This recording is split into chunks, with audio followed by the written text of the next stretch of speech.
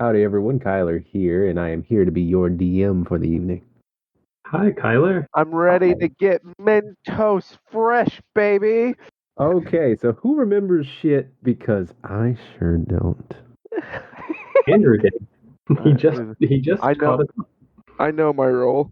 And it is very appreciated. Thebes was not a part of the last session, so we'll have to find a way to bring him in. Oh yeah, I was he's not. he's there. I think we decided that he was there and he's just chilling and didn't really do much. Just hanging out. Yeah, he's just hanging out. It's You know me. it's New Orleans. He had things to do. Yeah, so the last session was us going from airport to the hotel. Our fuel stop on the way there. We witnessed some bums that were looking to try to get that Mentos, try to get Yeah, fresh. I needed the Freshmaker. I needed the Freshmaker. And Lean a little closer to the mic, Kyler. I can get even closer than this. yes, and my character James was desperately trying to, let them know to be cool while in public, but that he was interested in getting in on the logistics side of this pursuit of freshness. Yes. Then we made it to the hotel. Upon going to the hotel, I do not because I didn't take notes, so I don't have the name of the person that we met up with. That kind of gave us a rundown of why we were, it was our boss, and we were catching Yeah, them up Commander on the Allura. mission. Yeah, we were catching them up on the mission that we were coming back from. Yeah. And which Yavari helped lie our way out of because we didn't do too exactly what was called upon us, but we got the job done. That's And correct. then- You guys remember what the mission was? To defeat an angel, and that Yeah. angel beat our ass for like 2 hours straight, and then just kind of gave up and walked away. That's it. Zone of Truth was cast on our commander, so she did admit that it was basically a suicide mission. Do you recall what the angel was doing? Did I ever tell you that? The news report showed dismembered bodies being pulled Yes. out. The angel was trying to build a perfect woman. For what purpose, we don't know. But he was taking the body parts of other women and mixing them together into what is called a flesh golem. Oh. Oh, that's hot. And so after we had I our imagine meeting, she was fine as shit, honestly. oh God. So after we had our meeting, though, the gang met back up at the hotel, or it went to our respective hotel rooms, and then we all kind of mingled back into the bar area so that Yavari could go and maintain her social media presence as well as schmooze with her people. And then James went out trying to score a conversation with a Mentos dealer to figure out how to get on part of the money play, which led him to a party with a bunch of furries. And the furries gave him some Mentos, and then he woke up in a completely different part of town. As the Yavari and Glenn, pretty much the rest of the group, partied their asses off, wake up the next morning back at the hotel, and the only thing that is shared between the two of them or the two groups in question, is that everyone is looking around and realizing that the whole city of Nolans is asleep. Oh no. You're right. But I was told that the city. You never remember sleeps. that way better than I do. I know my role. I'm the group that I'm playing with, that Abby's DMing. It's my new favorite thing is to sit there while it's like, hey, what did we do last time? And I listen to them flounder for 5 minutes before I read my notes. Very good. You are a credit to It's team. amazing. I love it. And I love it so much. Yavari team was partying with one Miss Verona Sessler. That's correct. Oh, okay. See, I didn't have that, so good. Okay. Good. Sounds like Teamwork we're makes the caught dream up. work. Okay, so hello everyone. Welcome back to Crits and Grits, the city that never sleeps. Welcome back, guest DM Kyler, Hello. host of Fishing After 5, and probably going to be doing way more Centric shit this year, and I'm ready. That's true. My life is about to get weird. It already is weird, but it's about to get weirder. And we also have our players here today. We have Abby taking over the role of one Miss Yavari. Hey. We have Andrew here playing the role of James Carpenter. Was that the name? Yes, sir. That's right. And Lord.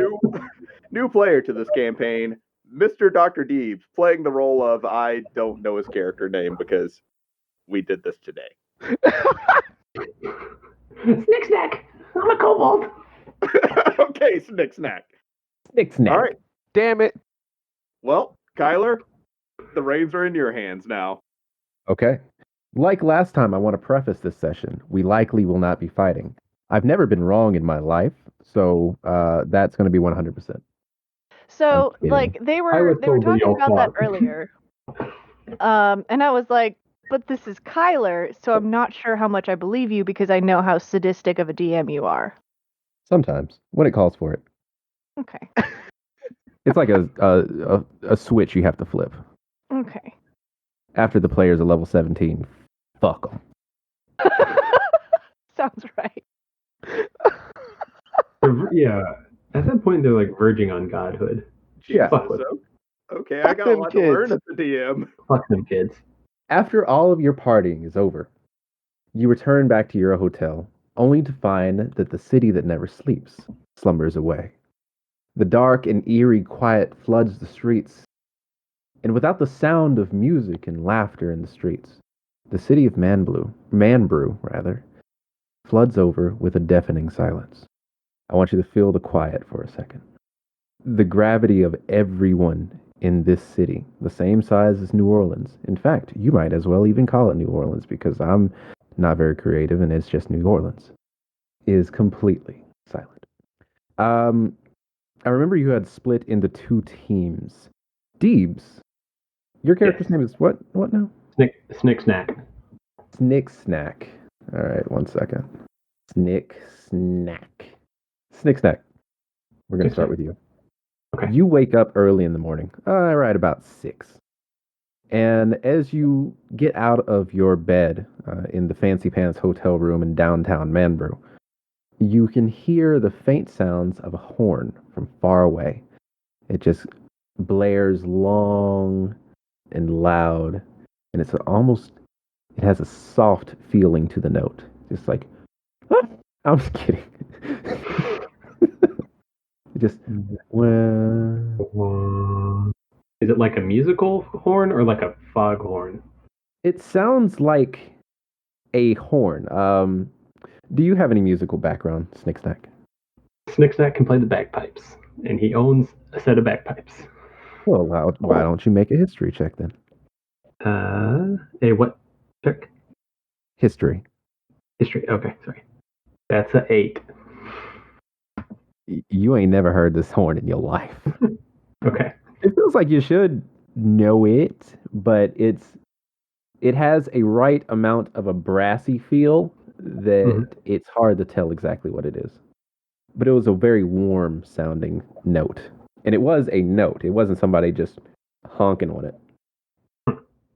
Okay.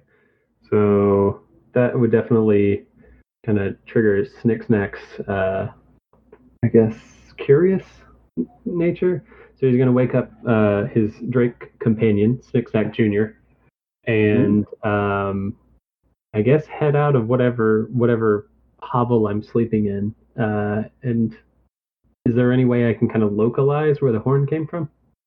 It sounded like it was coming from everywhere, all around your hotel room. So you guys are on the top floor of the Marriott in downtown. Nice.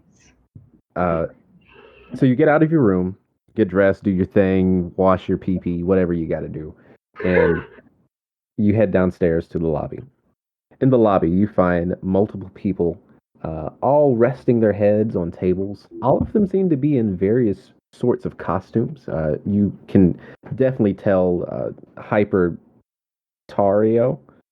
You can see Monic, the echidna, and they're all sleeping. Looks like they partied real hard last night.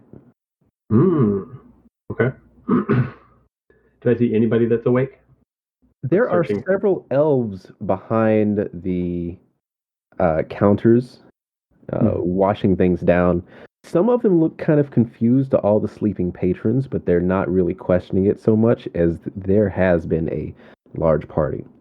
It looks to you immediately that no elves have been affected by this. They're awake, and the only people awake are elves. Okay. At this point, you notice that your friends are nowhere to be found, probably because the DM doesn't remember where they went. And I see. And Okay, so you find yourself in the city by yourself. remind me real quick. We got Glenn Honeydew, who is a paladin, and what does Glenn look Sir, like? that is Glenn F. Honeydeer, and Glenn is a human, kind of a manlet, like 5'4", tan skin. And I didn't want to come right out and say this, but kind of looks like Prince. Oh, God. Beautiful. Oh, Boot him. I mean, would I never call can if Prince we a man really like- want to. I do run the Discord. Okay, and then Abby. I am a red tiefling with flowing long black hair. My name is Yavari. I usually show off some cleavage, just, I'm the face of the party, so I do what I need to. And I believe I have an imp named Omdi. Did I have my imp? But Yeah, really, my familiar is more Glenn than anything else. The imp is a beard. Yeah, basically. Okay. And Andrew. James is a Kalishtar that is an appearance that is darker. Nolan's he is a Nolan's native, raised and grew up there. He is a man of the cloth. So went off to school for seminary and came back, and is a very well respected individual of his community.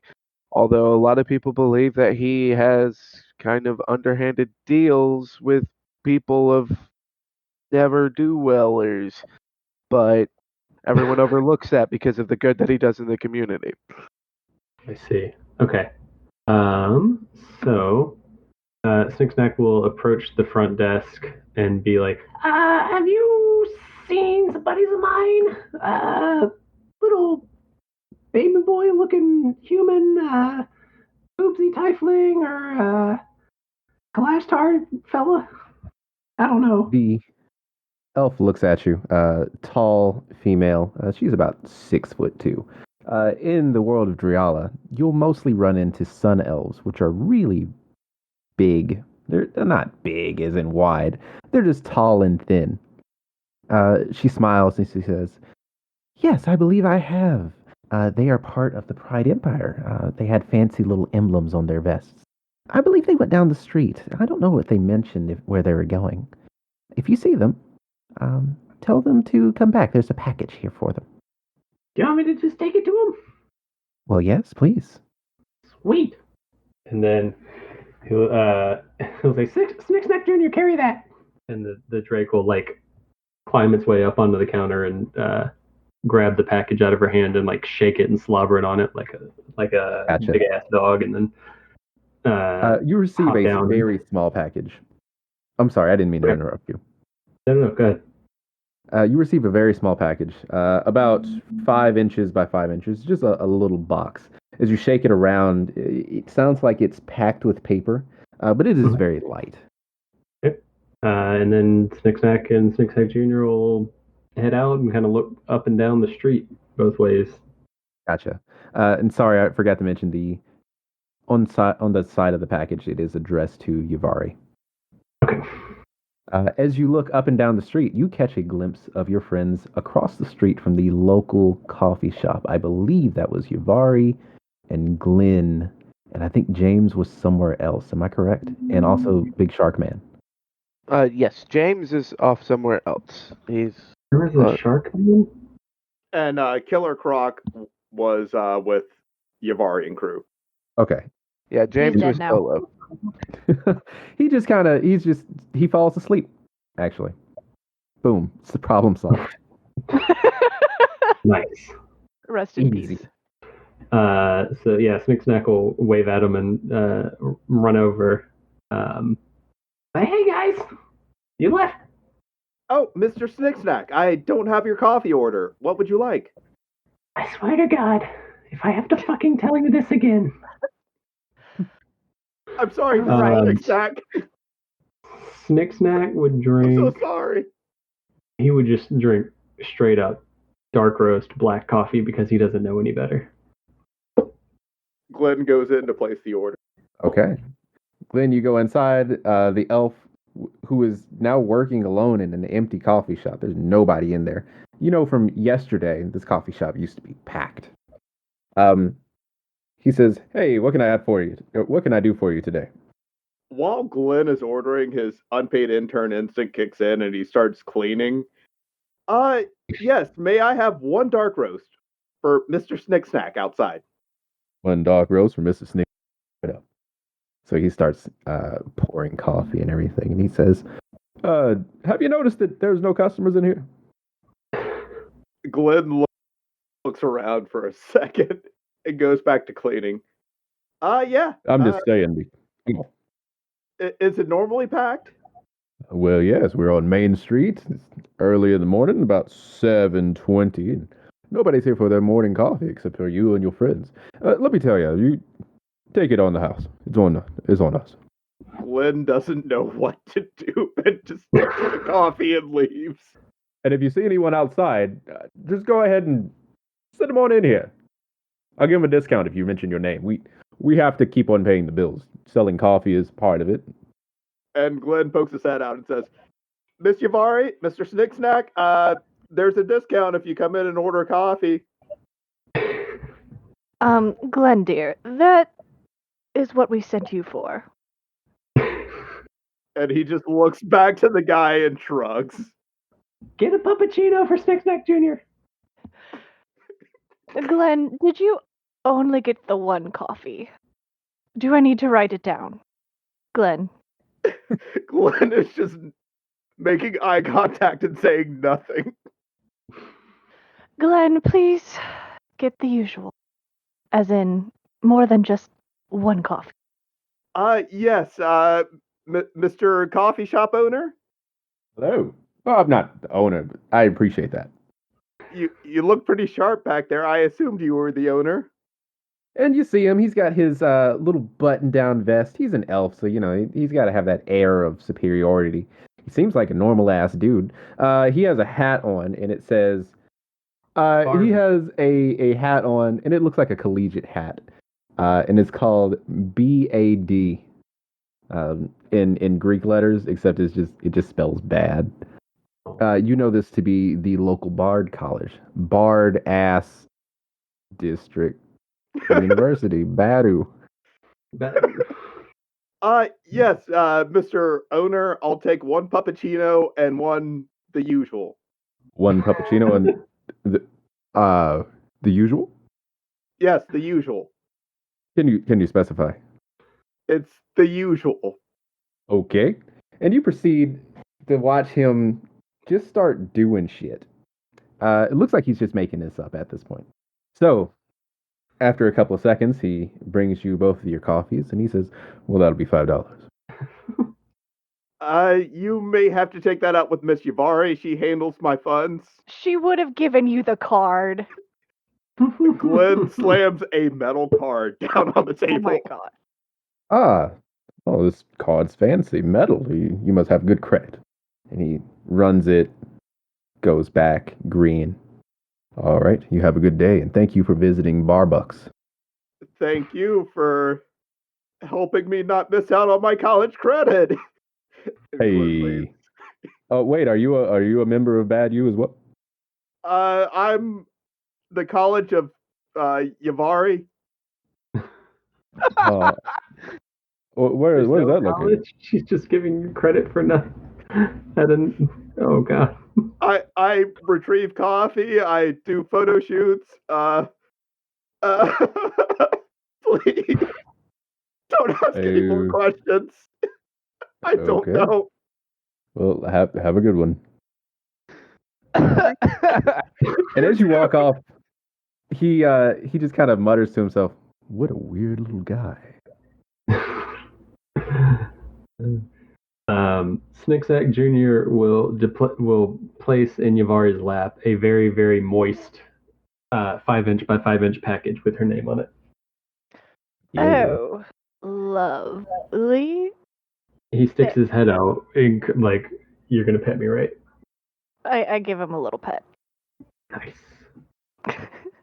I guess I'm going to daintily open the package, trying not to get slobber all over my hands, but I'm pretty sure it's unavoidable at this point. It's impossible.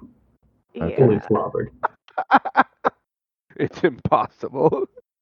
I didn't You open the realize package. reptiles slobbered that much. Unpleasant. He's not a reptile. He's a dragon. They're not technically reptiles. So Yavari, as you open the package, it's bound by a small string and then tape underneath that. And the package is colored white, but now brown with the taste of slobber. You open it up and pull out the paper, and you find a set of how many fucking are you? 5 earrings and a note at the bottom. The note reads, "This is your commander, Allura. I have provided you with these earrings. They will allow you to speak to each other over distances up to 500 feet. This will keep you in touch in your dangerous missions to come. Congratulations on your success with your most recent mission, and hopefully we will never see that angel again. Signed, with love, but sternly, Allura." Oh, so yesterday she went from trying to kill us to now we should all keep in touch, I guess. So, who wants an earring? I And- don't think she was trying to kill us. I may have offended her by asking for all of the marshmallows she had for my hot chocolate. I'm sorry, Mr. No. Mari. Glenn, dear, you're forgetting about the suicide mission she sent us on. Super slide mission? No, she sent us on a mission that was doomed. She tried to kill us, basically. Not her biggest fan, and I would like someone else to try the earrings first. No particular reason. Snicksnack will grab 2 of them. Okay. Do You grab 2. kobolds They're very have light. ears? Wait, do kobolds have ears? Oh Hold on. God, they You're don't. just gonna shove it into your ear hole? I don't care if kobolds have ears. I really like that better. He just shoves one in each ear. Guys, hello. Guys, You can hear the vibration from it. It's since you have both of them feel it? in, you're just kind of feedbacking. You hear yourself, but have you ever held 2 phones that are on speaker next to each other? It goes. That's happening. Okay. Glenn grabs pull one out. and pins it to his lapel. Glenn, actually, you know what? That's probably for the best. All right. So all of you are now equipped with an earring. It is a magical earring, but it does not count towards your attunement. With it, you'll be able to speak with each other up to 500 feet away. So quite a ways. The caveat is that these earrings are always on, unless you turn them off via button. So if you want it off, let me know. I have absolutely not turned it on or put it in my ear. Got it. Glenn is just leaving his on. Yep, it's Okay. on. So, as you where are you guys again? Did you go to I think there was an outdoor it was an outdoor sitting place with a table, and that's where you were getting your coffee at. Am I wrong? Sounds right now. Oh yeah, that's Yeah, exactly where you are. It checks. I did the math. Yeah. Okay. You note that your friends James and Killer Crocman are gone. You don't know where they are. And also, there are patrons next to you who are sleeping in their chairs. What are you doing? I think Snicksnack Jr. is going to be. He's not used to not being pet by random strangers, so he's going to be just like accosting random sleeping people for pets. Sure. And as he accosts them, they do not wake up. And he's doing a good job. This is greatly frustrating for him. He rolls on no. his belly.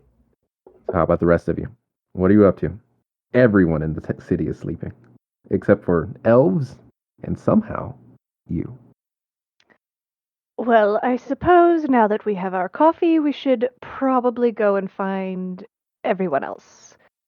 Hopefully they're awake and it won't be too difficult, but it looks like the rest of everyone, except for, I suppose, a few people, got way too shit-faced last night, so does anyone have an air horn? Snicksnack whips out the bagpipes and just Oh, yes. looks so excited. Yavari plugs her ears and says, Snicksnack, dear, why don't you play us a little Before she can song? even do it, just You play Yavari just loud sits back and in hard. yeah, Make Yavari a sits back in the performance check. chair and waits. I got a 14. That shit would have woken anyone up. The entire bar that you're at stays asleep. Damn. Should we ask if anyone has seen Mr. James? Ask who? Mr. Snicksnack, you make a good point. What? What was the last thing that you guys remember from last night? Let's retrace our steps. I asked people if they wanted Jimmy hats. Did they? Did you go get the Jimmy hats? They told me I should not use the word Jimmy hat. I don't know why, Mr. Snicksnack. Correct. I don't know either, man. Jimmys need hats. Exactly, Mr. Snicksnack. You get me. Okay, so where'd you go to get the Jimmy hats? I always have Jimmy hats on hand, Mr. Snicksnack. Well, let me get one. The sun's very, very bright, and I don't like the sunlight. I pass him one. And it's just a wrapped condom. Yeah. What is this shit? It's a Jimmy hat, Mr. No. Snicksnack will gingerly place the still wrapped condom on the very center of his head. Uh-oh. Sucks. My eyes. God. You're supposed to take it out of the package and then oh no. Please, Let's just go find Mr. James. here's the game plan. We're going to hope that James is awake. You're going to pick a route, go ahead with your bagpipes, and if he's awake, surely he'll find us. Oh. I don't know if drakes have particularly good sense of smell, but Snicksnack is just gonna tell. Like, okay, Snicksnack Jr., find James. James, go get James. Where's he at? Where's James, boy? Snicksnack starts running, or Snicksnack Jr. starts running. Follow him. Let's go. James? I'm running after. Oh, James is saying James. Got it. Hey, James, how you doing? Hey, Been a while since we last talked, huh? it sure had been a hot minute. If I remember correctly, you were partying with two hotties, and you woke up after eating some habanero chicken feet and drinking some what? Eating some Mentos. That's it. Well, I personally do not view it as partying. What I was doing was a network, and it just so happens that such as a business, sometimes you are trying to establish new connections, and you end up on the side of town and you don't know how you got there. That's true. You wake up. You weren't really sleeping, but you were in a stupor, and the sickening, just disgusting taste of Mentos is within your mouth right now. You feel so fucking fresh, but you're coming off of that fresh. You know what I mean? You're coming back to your senses, and you decide then and there that maybe Freshmakers aren't quite for you. They're a little too fresh. You like to maintain fresh level 5. We were at a fresh level 10, and that's a bad trip. It is. I don't know why they call it fresh. Oh. You look around, trying to get your bearings, and you find yourself rather, inside of the gate of the local Bard College, BAD University, Bad U, Bard Ass Discovery University. I'm pretty sure I said something different before, but that's what it is now. Bad U. That's all you need to know. Okay. And so I'm assuming that I would know, like, now know what part of town I'm in. Like, I would know where Bad U is located. Bad U is a very large campus. It actually encompasses a good bit of the downtown area. Looking around, since you're from here, you'd know that the Marriott that you are staying at isn't quite that far away, maybe another 20 blocks. It's a walk, though. Not just like a city block. So you're not that far, but you ain't that close. New Orleans block. Okay. And all right, I'm gonna try to see if I could like hail a cab, like either with like my phone or something.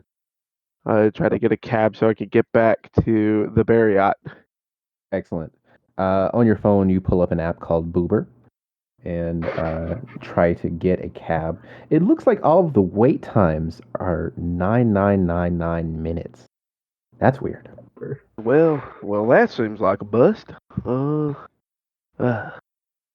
getting too old for this shit, and I'm gonna start walking. I guess I'm gonna start hoofing it towards the Marriott. As you start walking out of the gates of Bad U, you hear the sharp sounds of a young woman screaming. Oh, my goodness! Hold on, you hold on there, little missy. I'm coming. And I'm gonna start moving towards the scream. Okay.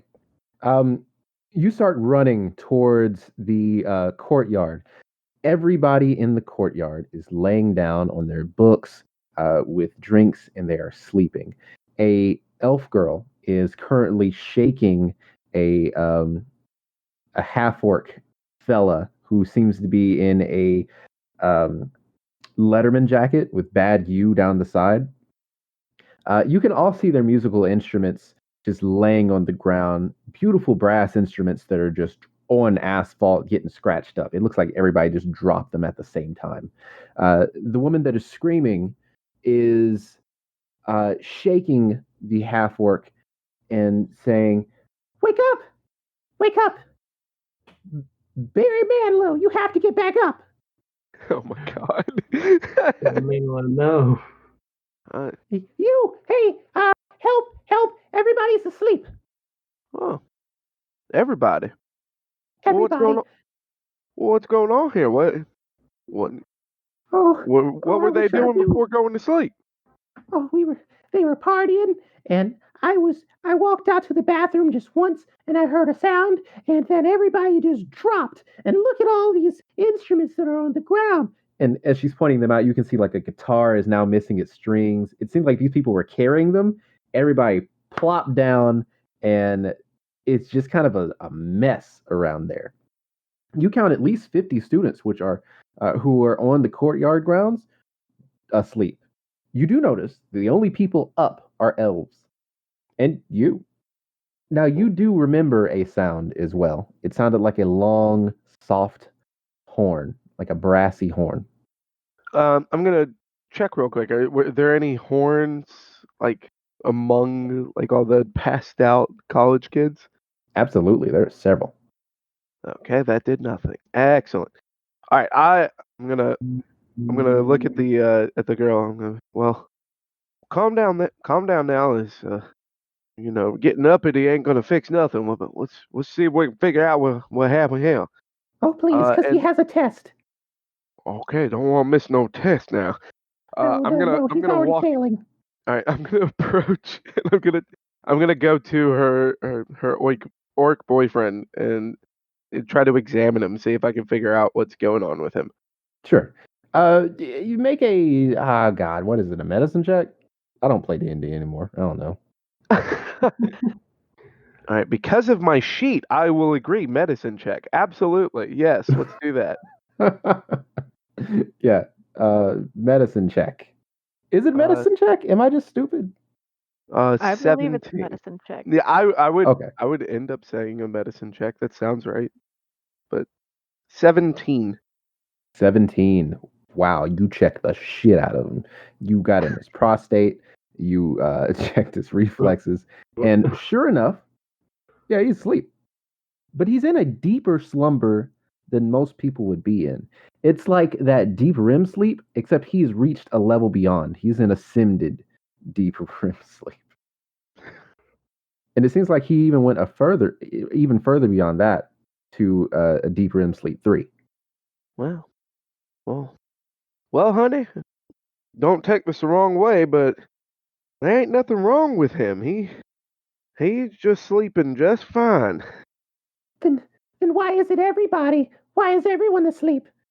That I do not know the answer to. And as you But look over the bodies, I say bodies, they're just sleeping people, but let's get grimdark here. As you look over the bodies, you hear louder than anything else the snores of sleeping people. well, be honest with you, honey, I got no idea why they're all asleep right now, but hopefully time will tell us why. I see that insignia on your shirt. Are you part of the Pride Empire? Were you the guy on the news? Well, yes, ma'am. I was one of them, but I'm just a humble clergyman from down the street. So don't So that think I too much about appreciate you. this on my shirt. Oh, I thank you. appreciate you and what you did with that angel. But it's your job, isn't it? You have to figure this out. And we will. I give you my word. We'll figure this out, but in time, in time. And I'm gonna. I want to check and see like if there's like like any tables or like with drinks or food or anything, and I want to look for Mentos. Sure. You go around looking, and I'll just spare you this one. You don't see any Mentos just laying around. But as you are looking around the tables, you hear a snore that is much louder than every other snore that you've heard. It is coming from right at the entrance of. Uh, uh, God, hang on. Gary, edit that out. I just had a brain fart. Oh, what's his name? Did I forget it? But what if I don't edit Bad it out? you? No. It's an artist, Michael something. Michael Bolton. Okay, so Michael Bolton. yeah, Gary, pick up the recording from here. I'm sorry. You hear But what snoring if I right from the entrance. don't? Ooh, then I'd have to fight you, Gary. You'd lose, Gary. Yeah. No. I got you, fam. I'll edit that out. Okay. Good job. Right at Glenn. the entrance of Michael Bolton Hall, you can hear some really loud, deep snoring, and several murmurs that sound like a voice. And that voice sounds oddly familiar. What are you doing, friend? I'm going to the voice. I'm moving in. As you walk towards it, you witness a horrifying sight. Laying on the ground with two cosplayers, both human, and then one, your friend, a large crocodile man, whatever his name was, is asleep on the ground. What was his name again? Yeah, Killer Croc. Killer Croc. Croc, of course. Of course it was. Killer Croc. Twitter handle killer_croc. Got it. Killer Croc is asleep. He's pimp napping. Clearly pimp napping because he has two girls on his side. I'm gonna like really get a good look at the girls, and then just said to his sleeping corpse, like to a sleeping person, just some bitch. And as you inspect him, you can smell the smell of Mentos on his breath. He had Mentos, but you are coming to the conclusion that it doesn't seem to be the Mentos that is doing this to people. These are the same ladies that he left the club with last night as well. Looks like he had a good time. You don't know what he's doing at a local college. He's way too old for college. Unless he isn't. I don't remember anything about his character. Well, be. I got no idea what's going on. No. Looks like I'm going to have to get the rest of the group involved here. All right. And as you figure that out, you begin to hear another sound coming towards the entrance of the college. Now, you've got a long courtyard between you and the entrance of the college itself, the gate. And it sounds like a bagpipe, long, droning bagpipe that was playing very well with a roll of 14. Or was it 17? It was one of them. It's It was 14. pretty good. It was Oh, okay. 14, yeah. Well, let's just keeps getting curiouser and curiouser. Looks like I ain't the only one awake. I'm going to the bagpipes. Okay. As far as everybody else, Yavari and Snicksnack, Glenn, as you come up to the college, Snicksnack Jr. is starting to point towards the gates of the college. And looking beyond those gates, crossing about a 100-yard stretch, you can see your friend James waving back at you. Good boy, Snicksnack Jr., you found him. Way to go. I will give him a little doggy treat. He wags and he's very happy about it. And he likes James, so he's going to tear off after, like, trying to tackle James. Oh, God, you said the word tackle. I will do my best to receive this charging puppy. You receive it. You receive it hard, fast, and right in the thigh. Oh, no. You're okay, though. There we go, little buddy. Yeah, I miss you too. Hey, Snickerdoodle, I'm over here. Dude. Yeah. Snicksnack will just kind of run towards James. James, everybody's asleep. What the hell happened last night? Your guess is a good mine, buddy. I ain't got the faintest clue. I was hoping y'all be on to something by now. No, we're retracing Glenn's steps. He gave me a Jimmy hat, and then we're gonna go on to the next place that he went to after we found you. Okay. With him saying that he was given a Jimmy hat, that's when I noticed the condom. Delicately poised. And I'm gonna go. Jimmy hat. I never took you to be part of the Jewish persuasion. but you wear the yarmulke well. So Glenn awake? I take it Yavari is too? Yeah, they're kind of inseparable. I don't think they're able to sleep. You know, like one's not able to sleep unless the other is. Weird. Couldn't say it better myself, son. Well, let's go get them real quick. Oh, they're there. They're probably like walking instead of running. Like, oh no, Snicksnack Glenn did. is diving in for a hug with James. Oh shit. Well, that's happening. Yeah, I'm following behind, enjoying my coffee and not being near the bagpipes. I am going to do my best to dodge the hug. Like, just kind of like, kind of stick my arm out to like stop him from hugging me, but like try to turn it into a handshake. Got it. Glenn, roll a d20. Okay, D20. Let's do this, D&D. That's a 17. What's your AC, James? 13. Sorry, buddy, you got hugged. God. Yeah. Good to see you too. I'm like actively pushing him while saying that it's good to see him. Like, he's got a pretty good grip on you. Good to see you. Damn, you got stronger than you look, son. Damn. Yavari, call your man off. Yavari's gonna pretend she doesn't hear. She's still walking. Mr. James, I thought we lost you. You let go of me, I try to catch you up on what I know. Because I can already tell y'all go back the way I just came from. Y'all gonna find Killer Croc. Did he need a Jimmy hat?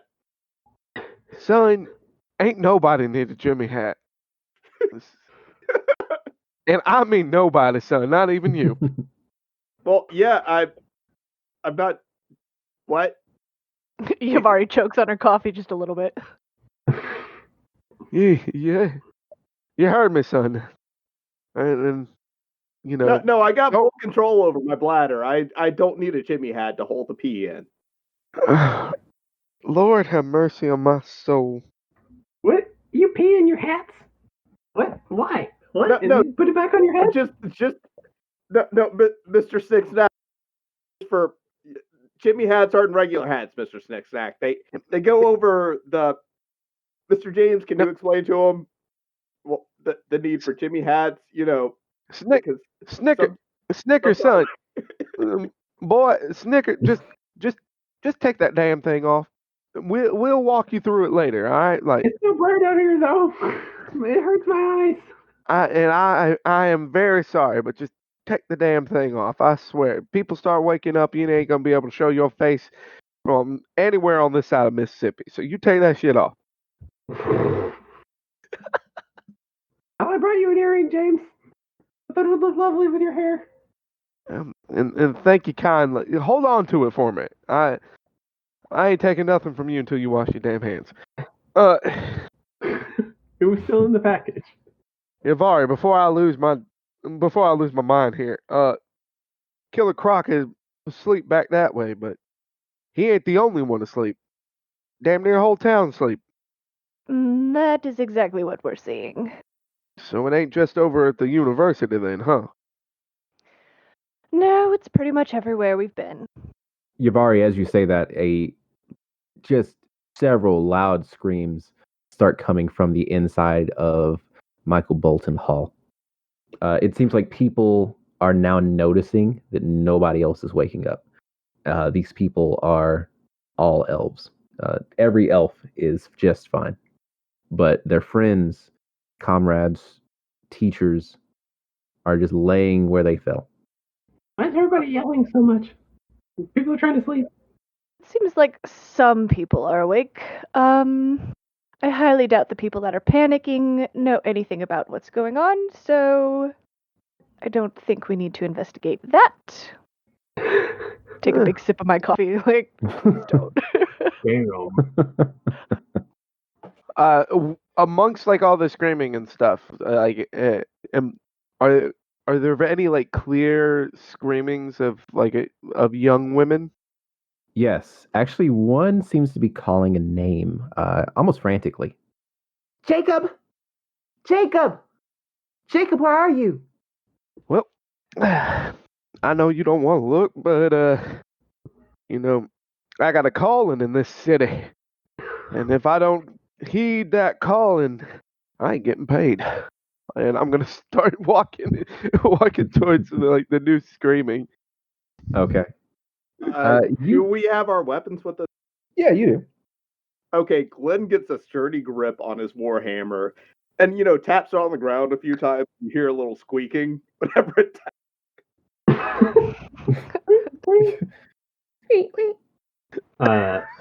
Nick Jr. is absolutely going to try to take that from you.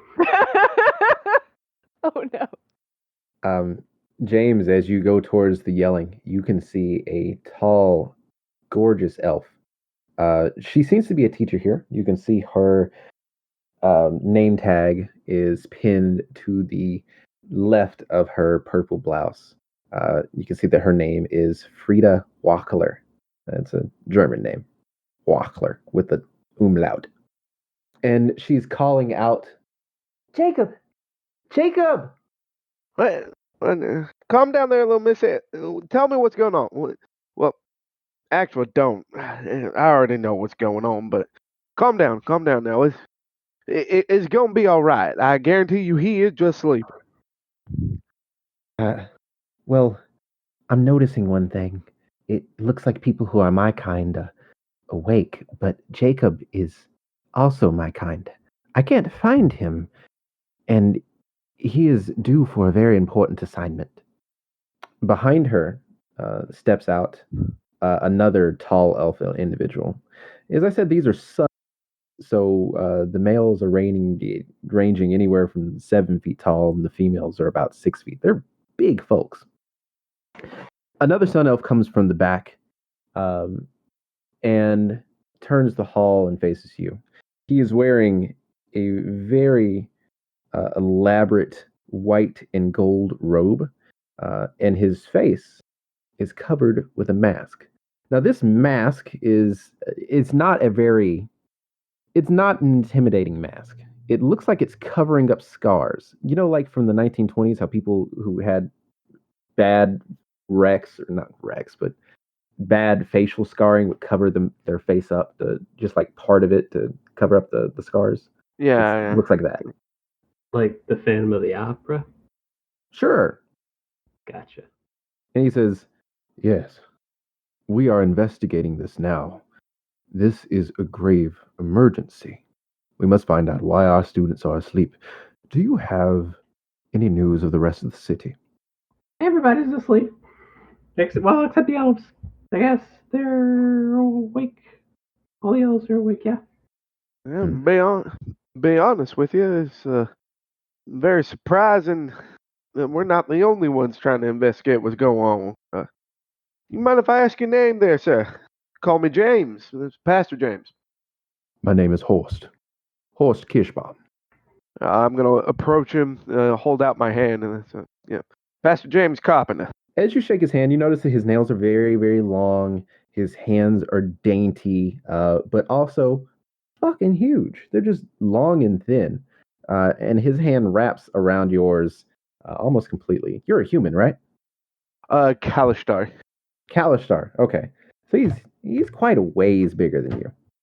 But the thing about sun elves is they're very thin, just to be clear. So he's not like a big hulking maniac. He's just a tall, thin beanstalk. Yes. Well, It is a pleasure pleasure to make your acquaintance. Yes. Perhaps we can work together, as you seem to be the famous Pride Empire. Yeah. Only been back one day and already getting back to work. you know how Excellent. you know what they say, ain't no rest for the wicked now. There never is. Now, I must say, is that Uvari from the news channel? Well, uh, I must say you got a good eye. Yavari, Miss Yavari, come over here. Come say hi. I finally catch up to them. I was definitely lagging behind enjoying my coffee. Oh, Yes. it is a pleasure to meet famous people. Perhaps you can help us, help our dear city. We need answers. I have called the Prime Minister, Prime Minister Falk, and he has not returned my calls. I fear that he is asleep too. Without leadership, this could spell bad things for the city. There's no way to tell how far and wide this problem is, and we need to solve it fast. I mean, I suppose we could help. Where do you think we should start looking? This I do not know. It seems my colleague here is very worried about a friend of hers. I'm sorry, I misspoke. A student of hers. Um, Frida, could you tell them more? And Frida looks up at you. She says, "Yes, I have a student named Jacob. I am looking for him. He needs to return into his assignment.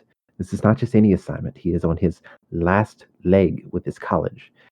City is asleep or not, school must go on. I need that assignment from him. Follow me, please, actually." And she takes you to a back office. The office of this place is so well done. It's like got that elf mixed with some Nolans kind of vibe, and it melts together just right. It clashes, but it works. You can see all sorts of different like heads of dead fey creatures. There's a werewolf, and there's a pixie head. It's a really small mount, but it's there. And a nice roaring fireplace. Everything's so nice. Frida goes behind her desk, uh, uses the key to open up one of the drawers, and pulls out another key. And pulls out another key ring. It's filled with keys, and she starts thumbing through them. "If you will, while I investigate down here, I need that assignment from Jacob. Could you please go to his room and find him? If he's there, wake him up. Well, he probably isn't asleep anyway, since he's an elf. And through process of elimination, he wouldn't be asleep. So he's probably just being fucking lazy. So, here, and she hands you a key, and it's like room 403 of Michael Jackson Hall. Dang it. Is Michael Jackson Hall bigger and better than Michael Bolton Hall? Oh, yeah, absolutely. Oh, okay. Whew. This is a bard college, after all.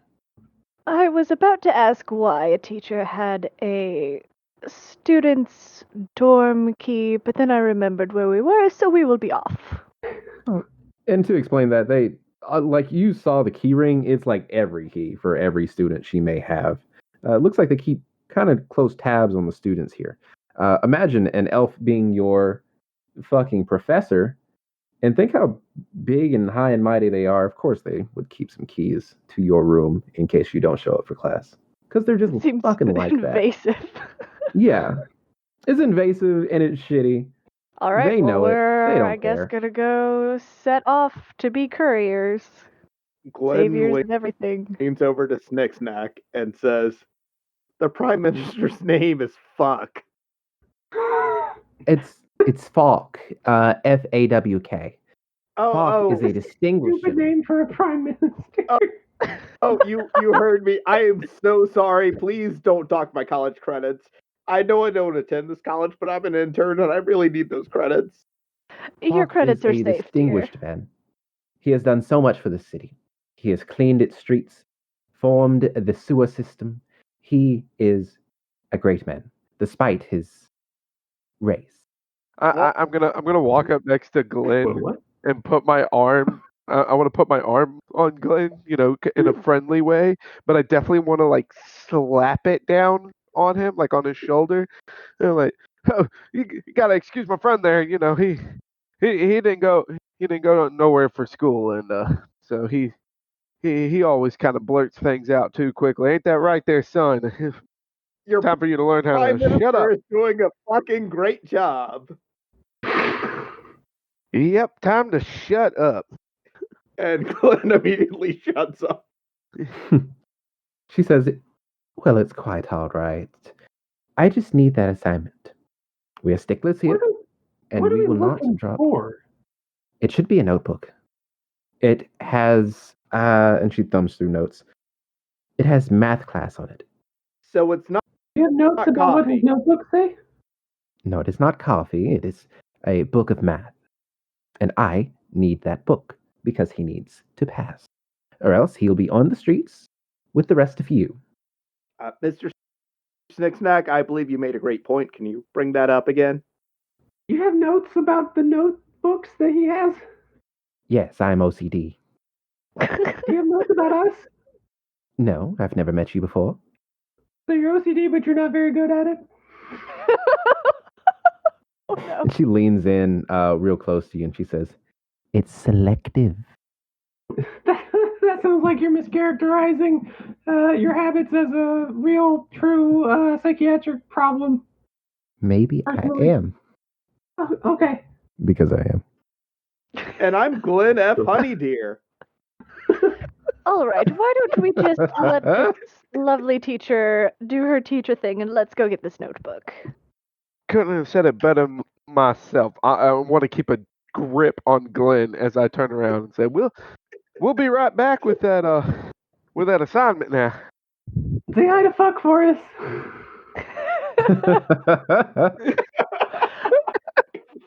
Come on now, Snickers. Coming. So as soon as we have like enough distance between us and the teacher so she can't hear us, Yavari actually looks kind of excited and says, "There's no way that's just a math assignment. What kind of smut do you think is in this notebook?" What smut? Pornographic images. What's the Glenn, name don't. Never mind. James, where's Killer Croc? Realizing she is surrounded by people that wouldn't share her interest in this. So in my travels, I've learned of something called yaoi. Maybe that's what this is? You've already choked on her coffee just a little bit.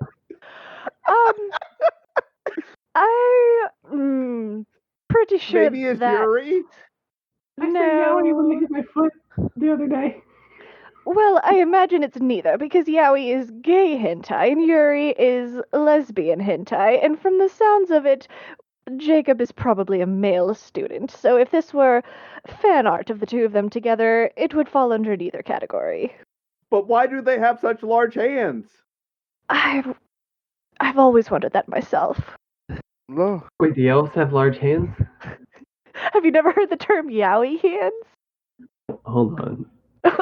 Just Google yaoi God, hands. no. Just Google yaoi hands. We're just I gonna. We're need not to gonna know go that. any Hate it further here. with this. We're not gonna go any Why? further than this. This is the end of mentioning that. Please Player move on. comment. I hate it here. It's like, We are it's like they all not have talking about it. fans. We're not talking about it anymore. I don't So know we how I can talk about anything else, Abby. I don't think I can go back.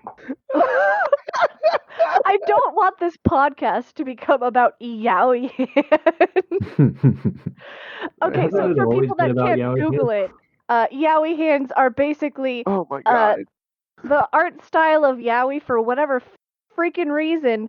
They always have really weirdly big hands. They I have don't know what mark it hands. is, They but have like long, spidery hands. they really have big hands, so they're just called yaoi hands. It's a thing Yeah, it's because across. all yaoi is drawn by Studio Clamp, apparently. Oh, is clamp hands? Yeah, I know what those are. Yeah, but I- bigger. Code Geass is bigger. like my favorite anime. Yeah. In the attempt to fucking save us, Please, let's move on. James is going to say to Yavari, you never do listen. He killer shark right here in the quad, but he passed out. Got I himself know. got himself a couple of Yuris from the sound of it though. I'm aware, but my ideas on what's in the notebook. He would have probably been the only other person that would be any type of knowledgeable or interested. But we're almost there, so let's just go. Well, and I personally am hoping that we're not actually grabbing no assignment. Maybe we're grabbing something that might help us piece together what in the world going on around here. Well, that certainly seems like the DM's point here, but I'm hoping it's porn. Lord have mercy. I'm gonna pull out. I'm gonna pull out like one of those like Jimmy one of hats? the foldable fans. But like one of the disposable ones that's in every Baptist church in the Bible Belt. Oh yeah, it just has Martin Luther Bing on it. Yes, and Martin Luther Bang on it, and I'm gonna start fanning myself while Yavari is praying for porn. All right. The journey to Michael Jackson Hall is a short one, but you can see the hall is very well made. On the front, it has the Greek letters that signify those who live in the hall. He, and the door. We can't just gloss over that. We gotta make some funnies about that one. There's a large statue of a man, Michael Jackson, spelled Jaksun, Jackson. He was one of the founders of the Bard College. Did he start out as something other than a sun elf and then become a sun elf later in life? He actually started as a dark elf. Yeah. Damn, how did that happen? There's so much Some lore. say he that I had wanted some to get sort of into. condition. I see. Yeah. After his death, it turned out he actually did have that condition, and he was missing some hair from a mishap with a fire. And oh my god! So we have Michael Jackson Hall, and you round out the statue of Michael Jackson and head on inside. So you have a mission. What are you guys up to? We're gonna find the room, and I'm gonna use the key to unlock it. I'm not gonna knock first. I'm hoping to catch him in the middle of something. Hey, straightforward. I like that shit. Everybody in agreement? Yeah. Glenn has his warhammer at the ready. Yavari is not a bitch at all. All right. I just barge in. Okay. Warhammer at the ready. You unlock the door and just with a swift push, you go on in. And the immense smell of weed strikes you. Oh my God, this guy's been token. The windows are closed. There's smoke billowing out of the front door. Uh, and on the walls, you can see like the Grateful Bread posters, several images of. You can see the Grateful Bread posters, the mushroom paintings on the wall. This guy looks like he's a big reader of the high crimes, not high times, high crimes magazine. You can see that he's been growing these little green weed plants. And here, weed is quite illegal, but he has been growing it, and some of it is actually packaged for sale. But is he himself there? As you check the rooms, no, you do not see him there. Yavari, or anybody in the house, make an investigation check. Definitely. Oh boy. Oh man, of course that's intelligence. Oh, that's not bad. 18. Ooh. Anybody else get higher than that? So who would expect Glenn F. Honeydeer to roll a 21? Absolutely not me. How the fuck? I rolled a 5. As you're looking around, you're gaining a sense of who this guy is. It looks like a elf stoner, pretty much. You're looking for his notebook, but you're not really finding it until Glenn looks under the bed and finds what seems to be a brass horn, and on top of it, there is a book. Oh, Glenn's immediately looking into that. Okay. As you pull out the notebook, you can see that it is labeled math, and in it you see complete fucking gibberish to your eyes. Make an intelligence check. Oh boy. Yeah, intelligence. And then you went on mute. It's his bamboo internet. Yeah. That's what happened. Play with Gary the robot. Ah. The Warforged. Bamboo internet.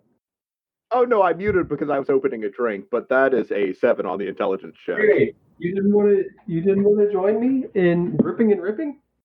Oh shit. Oh no. I betrayed team. Good We job. were supposed to grip and rip together. Good job. Oh, that was good. You fucked up. Well, hey. Nah, he fucked up. Glenn, you cannot read a single fucking thing in this thing. Oh, I'm sorry. I said a 7, but it's a 6, so still the same. You get a harder look at it, and it makes less sense now. Glenn, dear, did you find that notebook? It appears he's a big fan of 133. Can you hand me the notebook, please? Glenn hands over the notebook. James is ignoring this notebook discovery as he's pissed at seeing all of these packages ready for sale. Mm-hmm. Trading in my area, and I don't know anybody working out in the campus. Where? And James, you know this to be a kind of weed called briarweed. It is very, very chilling, as in, like, if you had something planned for that day, those plans are off if you smoke briarweed. It is not like the weed we have in our world. It is, it's potent, because it's magical. I mean, come on, it's D&D. Why not? Does one of the D stand for drugs? Yeah, I'm gonna like go to one of the packages and like kind of, cut it open and start kind of getting a hand, like a pinch, kind of Okay. putting it And away. James, just to let you know, you're kind of breaking up. No, not like this. Not like this. Yeah, I'm gonna get like a pinch, kind of, put it away in my pocket for make sure later that I'm not wrong in my general assessment. Sure. As you cut it open, take a pinch of it. It reeks. It's some strong stuff. It seems to be a strain of briarweed called ass.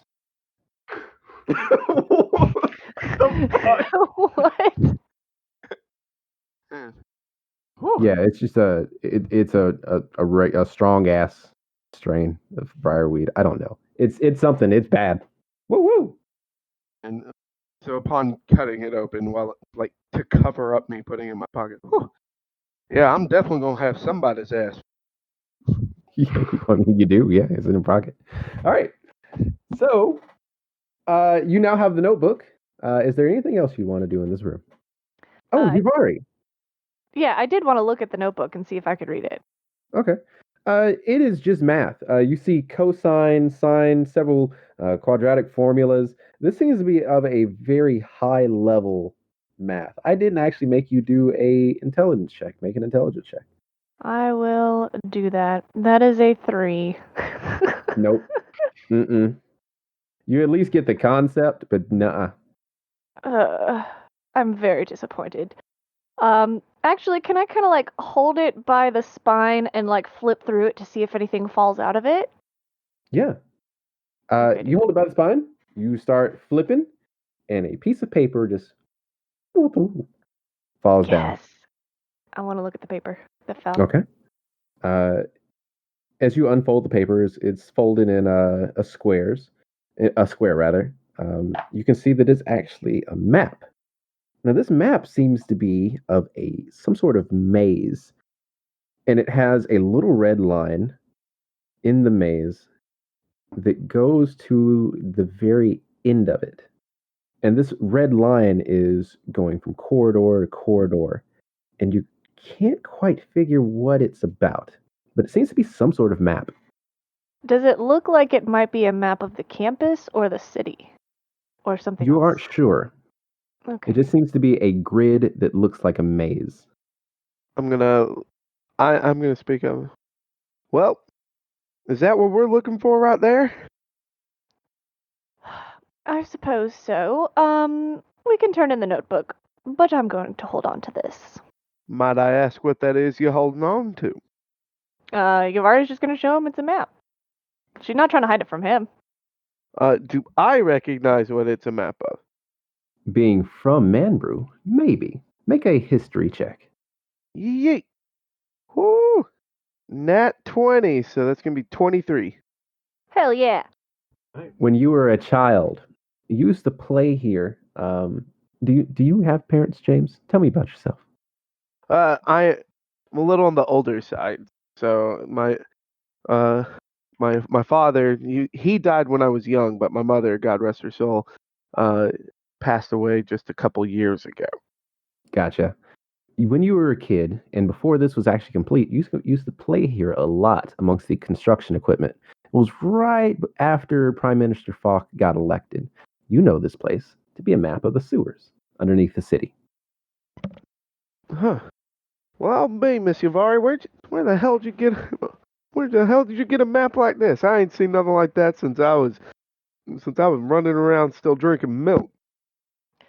Well, I figured there had to be something juicier than just numbers in this notebook, and looks like I was right. Yavari looks very smug. Yeah, well, I'll be. What you got right there is a map of not just anywhere around here. You got yourself a map of the sewers that we're standing on top of right now. Oh, I'm absolutely not going in there. James, you know something about the sewers that the others might not, and you can choose to divulge this information to them if you wish. Normally, if this was a physical game, I'd walk up to you and whisper it, but I can't. So there you go. Do we need to do like another channel? Yeah. Actually, I'll just hang on. DM you. Yeah, DM me. Okay, hang on. And or I just created a whispers channel. All right, Okay, so let's go down there. Okay. Oh, but we couldn't record it. So bye everybody for now. Sorry. Oh no, Glenn, they for your can't editing. record it. It's fine. You don't need to hear it. It's fine. yeah, it's perfectly fine. So while this is going on, Glenn just kind of leans into Stick Snack and says, "So, 133 is a band, and on 420 Fucking hell. they performed. God damn it. They performed with Snoop Dogg, and the entire city was just high as hell, man." Oh my god. I also learned something that y'all don't know. So suck it. Yeah, Uh, he's got knowledge. Shit. But I am gonna say, well, come on now. The far as the sewers, I used to go in there all the time as a kid. Ain't nothing down there that's gonna stop any of us from going in. That sounds disgusting.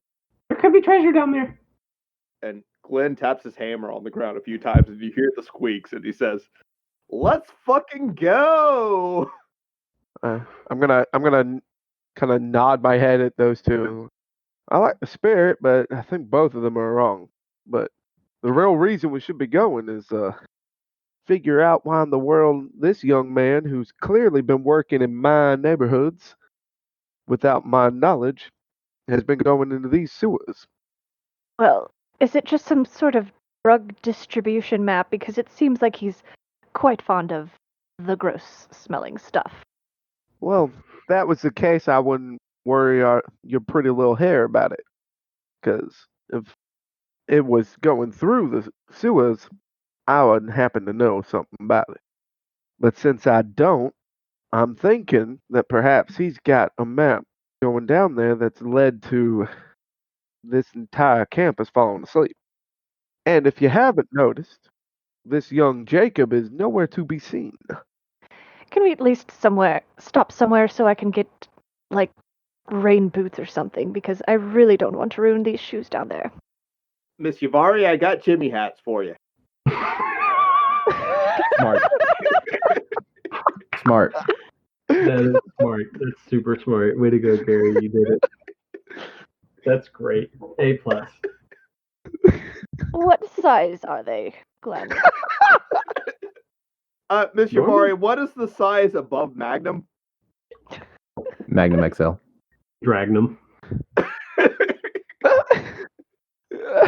I said that too suppose matter-of-factly. it's okay this time, but I got some Magnum XLs, and I also have Colossus. But you don't seem like you have giant feet, so you should be fine with the Magnum XLs. just I'm give pretty me sure a whatever, regular and you can wipe off the lubricant off of them later. You know, college credits and all that. I can't wait to graduate. Yes. Yes, sure. Well, Yes. God bless you, son. I guess I was wrong. You did find a use for them Jimmy hats after all. All right. Let's strike while the iron's hot. And Glenn passes out Magnum XLs to everyone in the party too. James is going to put his Magnum XLs in his pocket. Snack doesn't have shoes. And he will also put his Jimmy hats in James's pocket. Glenn is carefully rolling them over his shoes that Yavari bought him because he doesn't want to have to pay the fines for the damaged clothing. Yeah, Yavari. She's gonna wait, but she'll put them on before they get there. But she's not gonna walk all over campus or wherever with fucking condoms over her shoes. All right. As And you guys get set up and ready to go, you feel a wave of tiredness sweep over all of you. Everyone make a Constitution saving throw. oh boy. Snack got a 10. Okay. Also, who here is an elf? Oh no, I got an Not 11. me, but I got a 25. Okay. I don't think any of us in this group is an elf. James Gotcha. has an 11. Okay. Everyone who rolled below 12, I need you to take 1 point of exhaustion. So some of you are starting to feel quite tired, actually. And it seems like the longer you tarry on, just the more tired you begin feeling. You shudder to think what would happen if you accidentally fell asleep. Well, now I do. I'm gonna give out a big yawn. Come on now, let's hurry up and get this over with. And I'm gonna lead the party to the sewers. Okay. So coming out of his room, you head down the campus, and you have a choice of a couple of things to do now. One, you could continue investigating the campus if you choose. 2, you could turn in that math book to the teacher. Or 3, you can continue on to the sewers. What are we doing, group? Well, Glenn already has condoms on his feet, so let's just go to the sewers. I could care less about the teacher. Let me be honest with you, I don't care too much about homework. I too I'm am just excited to gonna. explore for treasure. Me as a player, I feel like we should go back to the teacher. Yavari as a character is like, let's get this over with. I feel that. Sewers. All right, I Sounds I like already this have it is. the condoms on. Jimmy hats. Yep. Before we go down, I cast mage armor on myself, though. Okay. Usually to make life easier, I just assume you always have it on. I usually run high magic campaigns, and so your mage armor don't mean shit. So it's Ooh. but yeah, okay. So you got it on. Yeah. So, James, you head over towards the nearest manhole. You find it. It seems to be sealed into the ground. It's going to take a good bit of strength to actually get it up. If you ever tried to lift a manhole cover in real life, which I may have done since I lived in the hood, it's quite hard for a 10-year-old to do. But you guys aren't 10-year-olds. You are level 10 fucking warriors. So, who is going to try and crack this bad boy open? Snicksnack will just walk up, spit on his hands, do the like cartoon character like rub thing, and grab it. Make a straight up strength check. 23. Yeah, you did it. Good job. That was not hard at all. The manhole cover is like as big as he is. Yeah, it is. That's crazy. What are you, What- Snickstack? Kobold. I mean, like your class. You got 20 fucking 3? Ranger. I rolled a 20. Nice, dude. Nice. That's I actually awesome. have a -1 to strength. I'm gonna Glenn just looks crazy. over to Yavari and says, "I could have done that too." You couldn't It have. doesn't matter. Let's just get this over with. So I remember reading on Reddit that there was a reason that someone like you would be able to do something like that. You were just smarter than the average bear. You used a pivot and knocked it open that way. But we could also go with the explanation that, hey, man, you just got a good grip on that and ripped the shit off. So, Snicksnack was inspired. yeah. Manhole covers off. You can see the ladder going down. Who's first? Snicksnack Jr. Okay. No, it's not Glenn then. Okay, He loves it. Snicksnack Jr. is very excited. Glenn is right All behind right. Snack Jr. and James is like, once it's open, I'm gonna be kind of with a lot of like a lot of surprise looking at Snicksnack going, "Good job there, son. Let's go on now." And he'll go ahead and just jump right on it. They just Okay. start climbing down. At this point, I'd play some eerie sewer music, but obviously I don't have that power. So imagine in your head's eerie sewer music. Drips, drops, the sounds of a constantly blowing soft wind bouncing on the walls. The sewer system of Manbrew courses underneath the entire city, sprawling far and wide, just like a maze.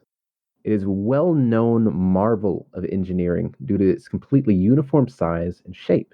You immediately find that the sewer system is actually quite clean, nearly spotless, almost like it's never used. Each corridor of the sewer system measures around 10 foot by 10 foot, making a perfect rectangle. The wider openings between the 10 foot by 10 foot rectangles measure 30 by 30. Everything here is perfectly symmetrical. And before you begin, you find yourselves marveling at the technical aspects of how exactly this was built and why it's so clean. I'm really marveling at the technical aspects of how this is built. Oh my God. It's way cleaner than any sewer I've ever seen. So, like, it doesn't even smell down there? No, it smells quite nice. Yeah, I'm gonna give a shit-eating grin to the party and just be like, "Yeah, I bet y'all real glad to have them Jimmy hats on now." Well, you didn't tell us it was going to be quite this not unpleasant. Look, I just don't want to have to pay the fee for getting these shoes dirty, so I'm sorry, Mr. Don't have to apologize to me. But these are the only sewers I ever known, so I don't know what you were expecting. Sewers So are walk- usually pretty stinky. Well, I'm gonna. I'm assuming I still have the map. Sure. Yeah. I'm gonna pull out the map and I'm gonna try to see as far as like any any markings of note as far as on the map of where something of interest might have been marked down. Okay.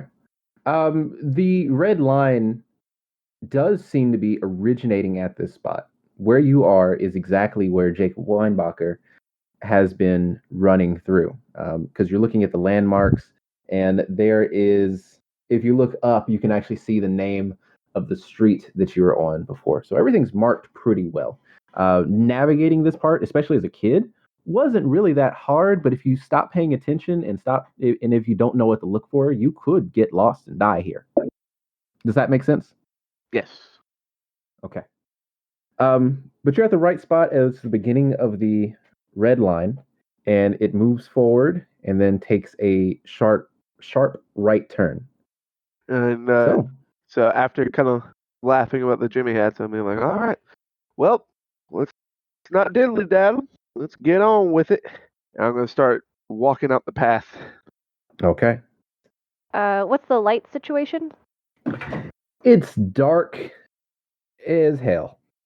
The sunlight from the sewer system, I'm sorry, from the manhole covers, because they have those little holes in them, is the only thing that's lighting down here.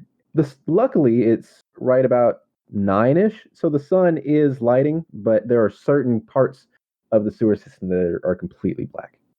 That's a good point. I think this is the first time I've ever played something that doesn't have dark vision, and I don't know what to do with myself right now. I have 11 cantrips and none of them are light. Oh no. Well, I guess I win. I have light. So I'm gonna pull out the magnums that are in my pocket. Mm-hmm.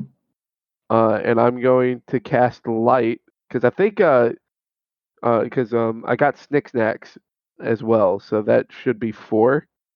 So I'm gonna cast light on the Jimmy hats and pass them out. That works. I'm good. I have 120 feet of dark vision.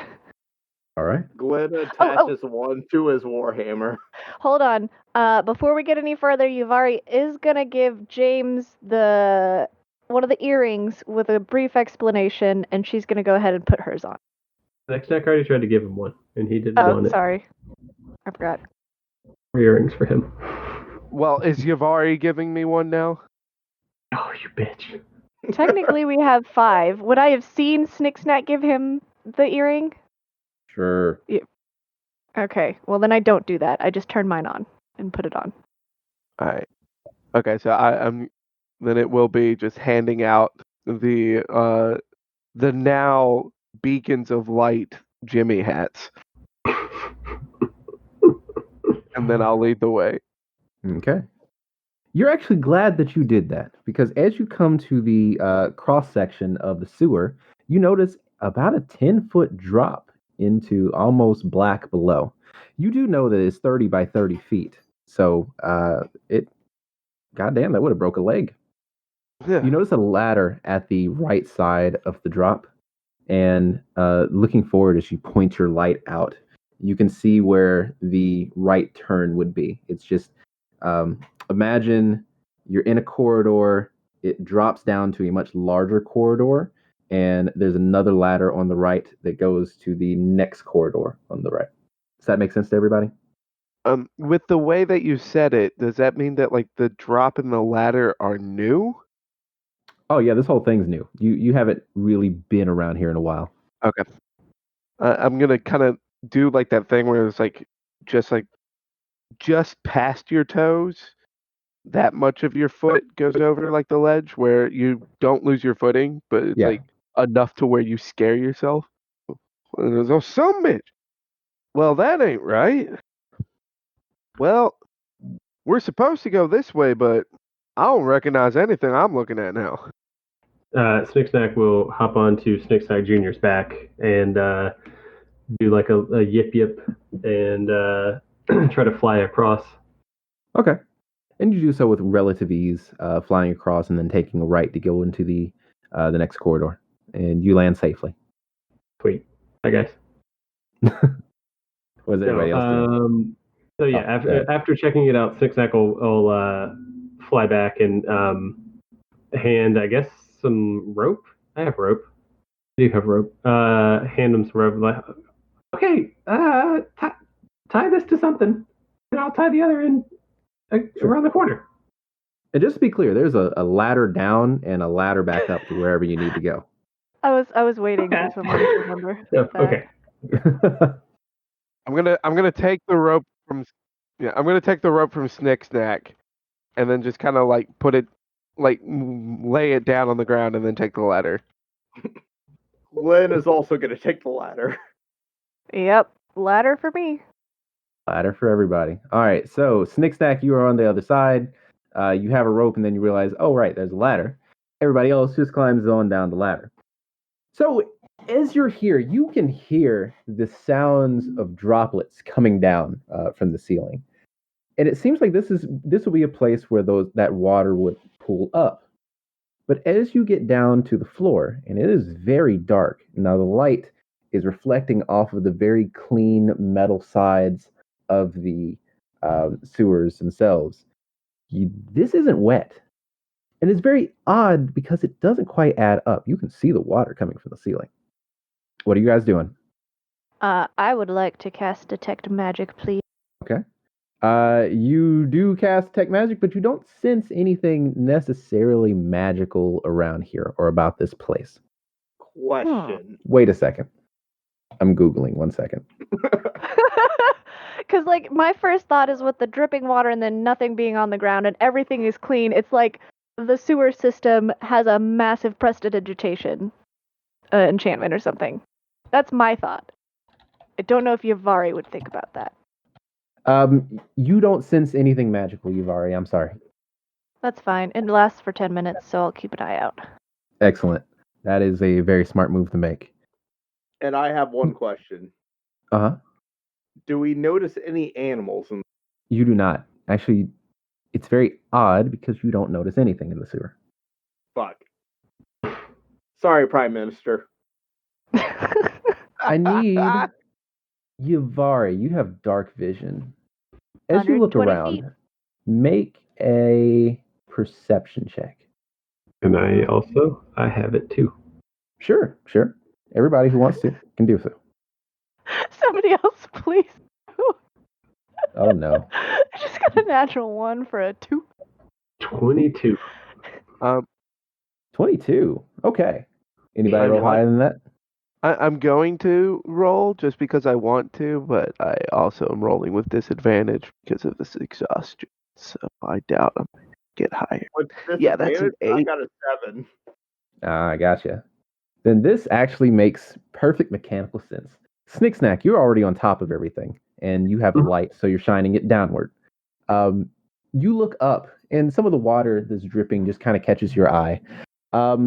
The corridor that your friends are in is 30 feet long, and right about the 20-foot area, right about halfway through, you can see the water is dripping, and then it pools, and then it looks like it's just sucked up towards the far end, the dark side of the corridor. And you think that's kind of weird. Yeah. I'll hop off Snicksnack Jr. and walk that way, trying to investigate where the water is going to. Okay. Make another perception check. Can I do it again? Actually, investigation. I'm sorry. Okay, that's probably not going to go well. I got a 7. I rolled 2 8s. Damn it. You don't quite see anything, but that water has to be going somewhere.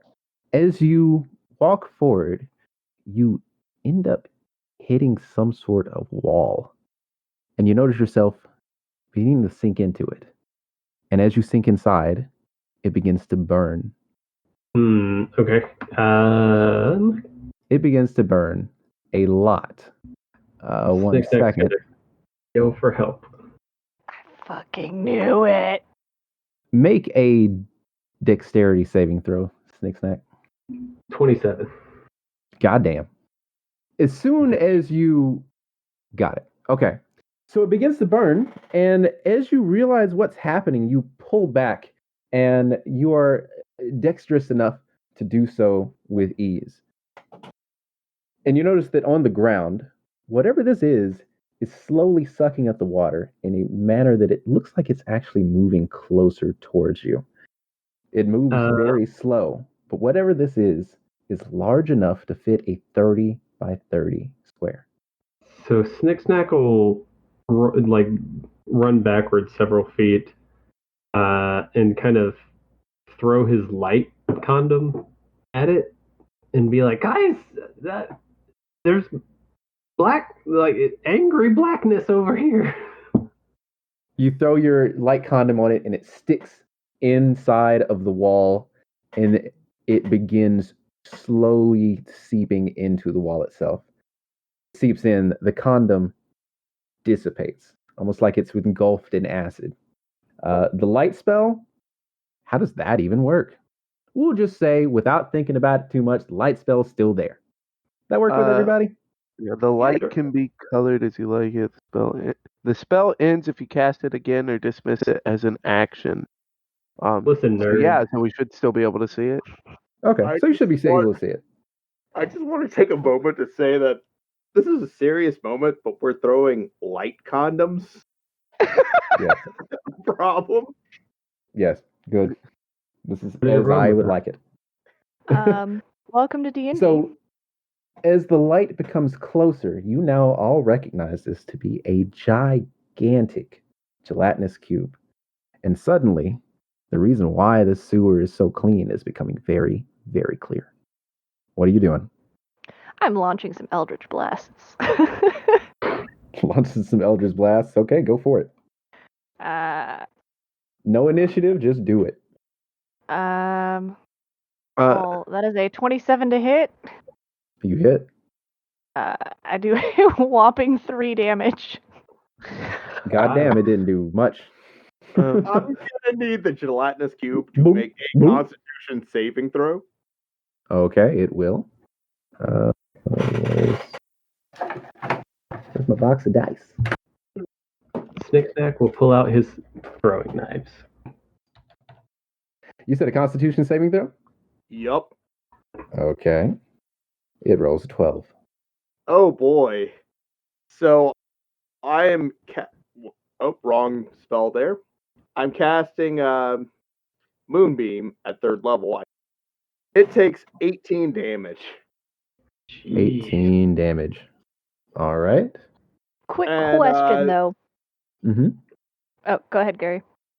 A silvery beam of pale light shines down in a 5-foot radius, 40 feet high, centered on a point within the range. Until the spell ends, dim light fills the cylinder. When a creature enters the area spell for the first time, or on a turn, it starts there.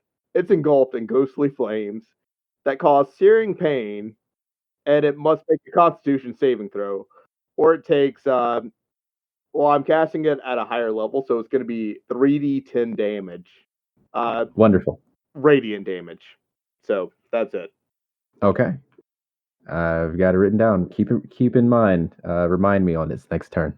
All right. What else are we doing? And I can move that wherever. Okay. You now have a large 30-foot by 30-foot gelatinous cube on moonlighty fire, with a light inside of it, and several remnants of some Eldritch Blast residue. If I can interject here with a player question, is this the first time James is seeing the source of the cleanliness of this town? Yes. Okay, it's the first time I'm seeing it too. Yeah, it seems to be newer. Okay. I'm gonna. Is it fighting back? It is not. Oh. It is just moving towards you at a very slow pace. Oh, okay. I'm gonna look around and see if there is another path nearby. Within about 5 feet of the gelatinous cube, you can see where the ladder to where Snicksnack was is. I'm gonna, before going to the ladder, I'm gonna cast a second level spell of Find Traps. So you sense the presence of any trap within range that is within line of sight, and a trap for the purpose of this spell includes anything that would inflict sudden or unexpected effect you consider harmful or undesirable. Okay. And all right, so I'm gonna cast Find Traps, and then I'm gonna call out. Well, that don't look like it's working, and I ain't made of Jimmy hats. Let's grab this ladder here. I'm gonna take the ladder. All right. As you start climbing, the ooze lurches forward, and you see a long tendril come out of the ooze itself, and it starts to try and grab at you. Make a dexterity saving throw. No, that's with disadvantage too.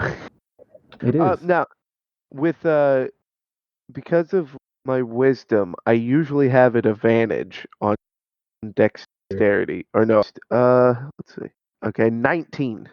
19. As you climb, you can see the tendril come towards you, and it's reaching towards your foot to try and pull you down and engulf you. But you go and start climbing a little faster.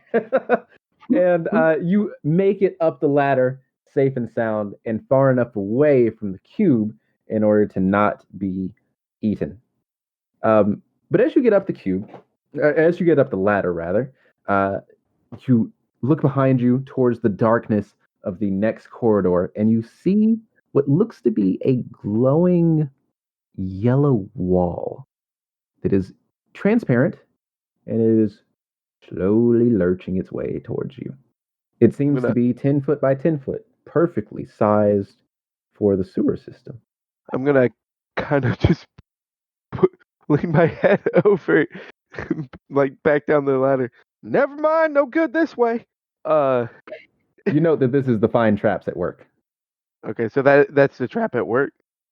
Yeah, that's something that causes bodily harm. It sure would. I'm like, all right, well, no good this way, so be easy coming up. I'm gonna kind of like try to ease away from the ledge, like from where this thing is trying to eat me, but like not trigger this trap.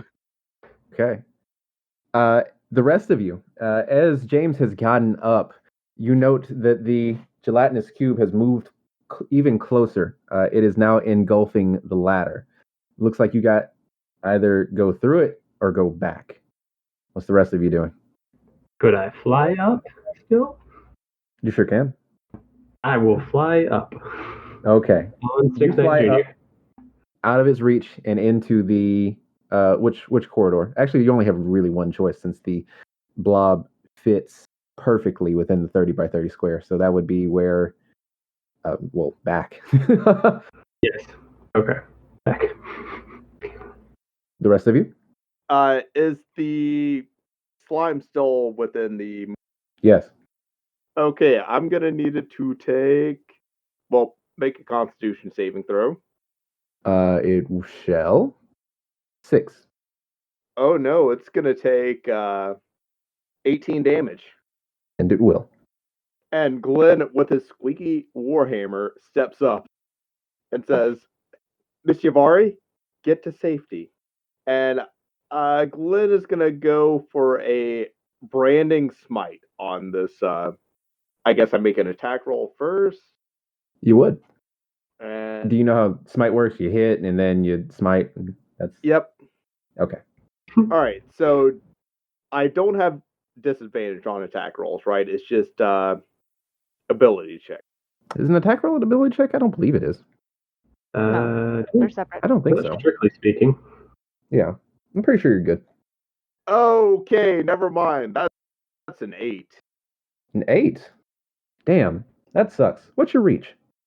5 feet. Man, I really wish you had a pole arm because as soon as you attack it, a tendril reaches out and tries to grab you. Make a dexterity saving throw. With disadvantage, that's going to be a 13. 13. You manage to move away, clearing 5 feet of space between you and the creature. After your attack, it has gotten another 5 feet closer. The ladder is still engulfed, but after another 5 feet, it will no longer be engulfed. However, you have 5 feet between you and the creature. What are you doing? Glenn is standing his ground so that the rest of the party can get out. Okay, Yavari. So this thing has been sitting there absorbing all this water and stuff, right? Yes. So the cantrip's shape water says that you can freeze water. Would it still have enough inside of it for me to try to freeze the next thing that shoots out towards Glenn? You could certainly try. Okay. Well, while he is distracting it, I'm gonna move back towards the ladder, but I'm going to try to wait for it to try to hit him again and try to use shape water to freeze the tendril. Understood. So holding your action. I got you. Yeah. All right, James, what are you doing? Okay, I want to get close enough to the trap wall that I'm seeing to see if I can find the mechanism to work my way past it. Understood.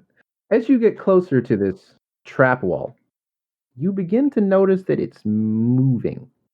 And as you get a better look, well, that's not really a trap wall, and it will do you harm.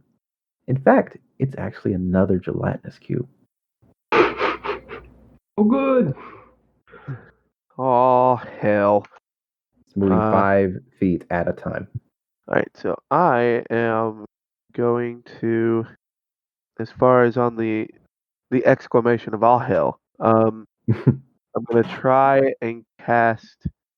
I'm gonna try to cast the pass without trace. So veil, shadow, and silence radiates from you, masking you and your companions from detection. For the duration, each creature you choose within 30 feet of you, including you, has a +10 bonus to dexterity or stealth checks, and can't be tracked except by magical means. Great idea.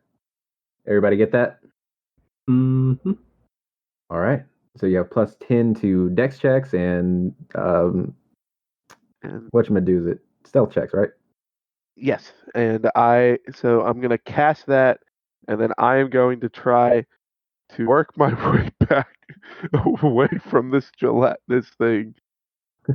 And All right. As you start working your way back, you snack, you bump him on the back of your leg because he's standing right there behind you. Yeah. Oh, he So went back. Never mind. I am wrong. oh, he went back. Okay, so I'm gonna. Yeah. All right, so I'm not gonna trip on him. All right, I'm gonna. Yeah, no. I'm gonna head back to the group and go. Y'all ain't gonna like this, but we're surrounded, and then I'm gonna just kind of stand at the ledge there because I don't want to go back to the other gelatinous cube, and I'm just gonna kind of square up on this other one, and just kind of hold the high ground. And in my turn, I guess. I got you. Snicksnack, what are you up to? So Snicksnack is gonna cast flame arrows, which gives my ranged weapon attacks extra fire damage. And then Snicksnack Jr. is gonna do he's gonna attack. And that is a Okay. D20. Oh no, that's bad. He rolled a 2, so Snicksnack Jr. is gonna miss and probably try to run away now. The cube is going to make an opportunity attack against it. Okay. A long tendril reaches out. Have your diddle dang make a dexterity saving throw.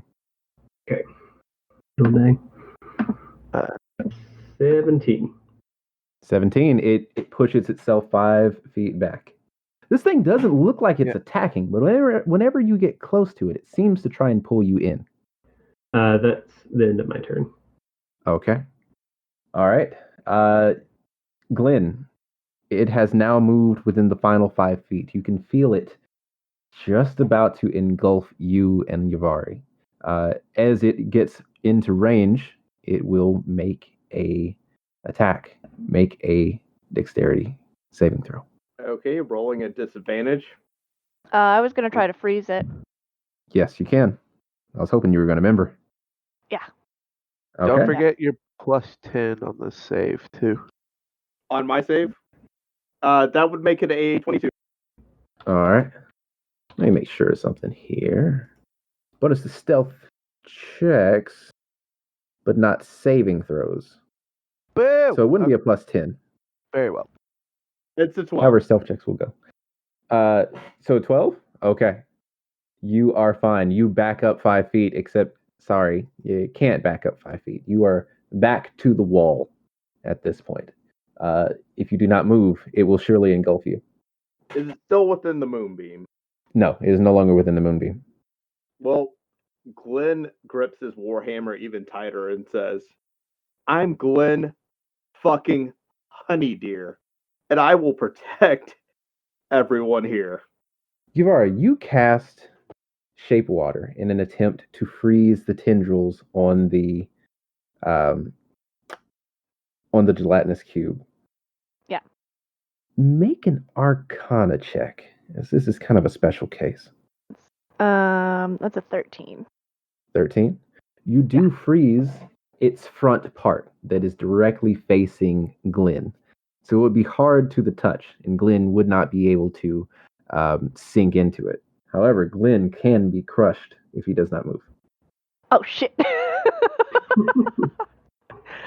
I was just trying to use the tendrils so he could just like chop them off. Spoiler, That works too. Glenn is not moving. Okay. Oh, no. Glenn is standing his ground. Yavari was already like making her way out, so he has no reason to really stay, does he? His choice. It is moving quite slow, but next turn it will crush him. Can Glenn call down a second moon? I have the Oh my gosh. Oh wait, You as may. a bonus action, I can move the current move. You Yeah. can, yeah. Concentration. All right, so I'm gonna move the moonbeam to where this gelatinous slime is, and I'm gonna start climbing the ladder, just staring at it. All right. Constitution saving throw. You got it. 7. So that's gonna be 8 damage total. But Glenn is climbing the ladder, just staring. All right. It takes that 8 damage. Wonderful. All right. So as you climb the ladder, as your foot gets up, the gelatinous cube engulfs the ladder, and both of you are safe. However, you now see a large wall of just cube there. The cube stops. It freezes for a moment, and it slowly begins to back away, 5 feet at a time. What are you guys doing as a group now? Oh, James, you still got a gelatinous cube moving at you 5 feet at a time, and it perfectly fits that corridor you're in. Since the giant gelatinous cube, now this one's just 10 by 10, the other one is 30 by 30. It is huge. This giant gelatinous cube has freed up space for you to move between it and the corridor going north, which is not actually where you want to go. You have options. What are you going to do? All right, I am okay. Do I see that the other one is leaving? Sure. Yeah, I think they would have made enough commotion to Okay. notify you of that. All right. If I can see it just kind of like going the other way. I'm gonna turn around at this one coming at me now, and I'm gonna cast Command Word, and it's gonna be Command Word Flee, but it's gonna be James going, "Come on now, get!" Yeah. So the gelatinous cube will need to make a Wisdom saving throw. Or follow the command on its next turn. Understood. Yeah. Oh, yeah, you might just get it. Huh? I got a natural 20. I'm sorry. No. It does not get. It does not get. That's And Upon I've been rolling upon 2 and 1 and 7. Here we are. upon noticing, because I'm assuming that like I'll just only notice it like still coming at me, but it's only like an inch. So upon seeing like that inch, I'm gonna go, oh, forget this, and I'm gonna start going back down the ladder to the rest of the group. Okay. And I want to regroup and just be like, well, one down, one to go, right above us. So as you go back down the ladder, between you and the rest of your friends is a 30 by 30 cube of gelatinous cube. You yell out, telling them what's going on, and you notice that it is moving towards you now. Make a dexterity saving throw, please. I hate it here.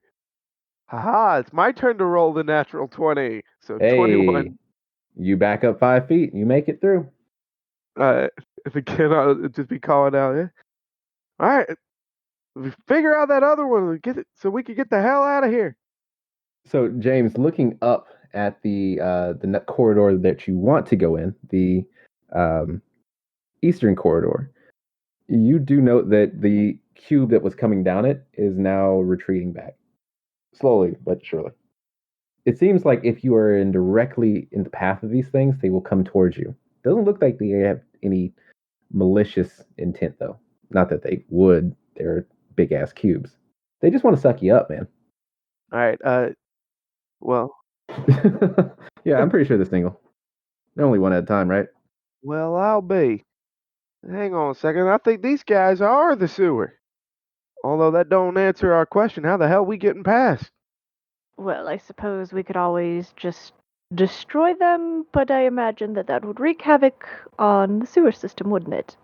Glenn is Oh. already taking a dive off the platform with his warhammer. In What? the direction of the What? one. What? Okay. Are you making an attack? Interesting choice. All right. Go ahead and make your attack. And I'm gonna smite this one if I. Oh shit! That's a natural 20. Good man. Do some big numbers to it. So for the initial attack, that's 7 damage, but we're throwing in a smite as well. Mm-hmm. By the way, the way I do crits, I don't know if you guys do it the same way. Whatever dice you rolled, double that. I just went with what D&D Beyond had, which was 2d8 plus 1. It gave me a 7. Yeah, fuck all that. Double whatever you got. Okay, so 14 damage. Hey, I like that much better. And then for blinding smite, that's 16 damage. Nice. And you just hear Glenn shout, "I'm Glenn!" That thought, as you're saying, I'm Glenn fucking Honey, you see a tendril reach out towards you. Make a dexterity saving throw, please. Oh shit, that's a 6. I'm Glenn fucking Honey. And you seep into the cube itself. You are now considered engulfed. You take, 3d6. You take 12 points of acid damage, and you are restrained, and you also cannot breathe. Oh boy. Everyone sees that Glenn is now, he was just yelling a second ago. He is not yelling now. He is moving and twitching very slowly within a gelatinous cube that is making him disintegrate slowly but surely. Fucking Glenn. Oh, some bitch. So, Bad news, Glenn. look, I call not in on helping Dummy Deer get out of there. Now, James, you do note that it is still moving, and it is moving towards you. It is moving away from Uvari and the rest of the group. Just because you're in the corridor with it. Does that make sense? It makes sense, and some bitch. Yeah. Seems to be following you. Wait, question. Mhm. Is it still within the moonbeam?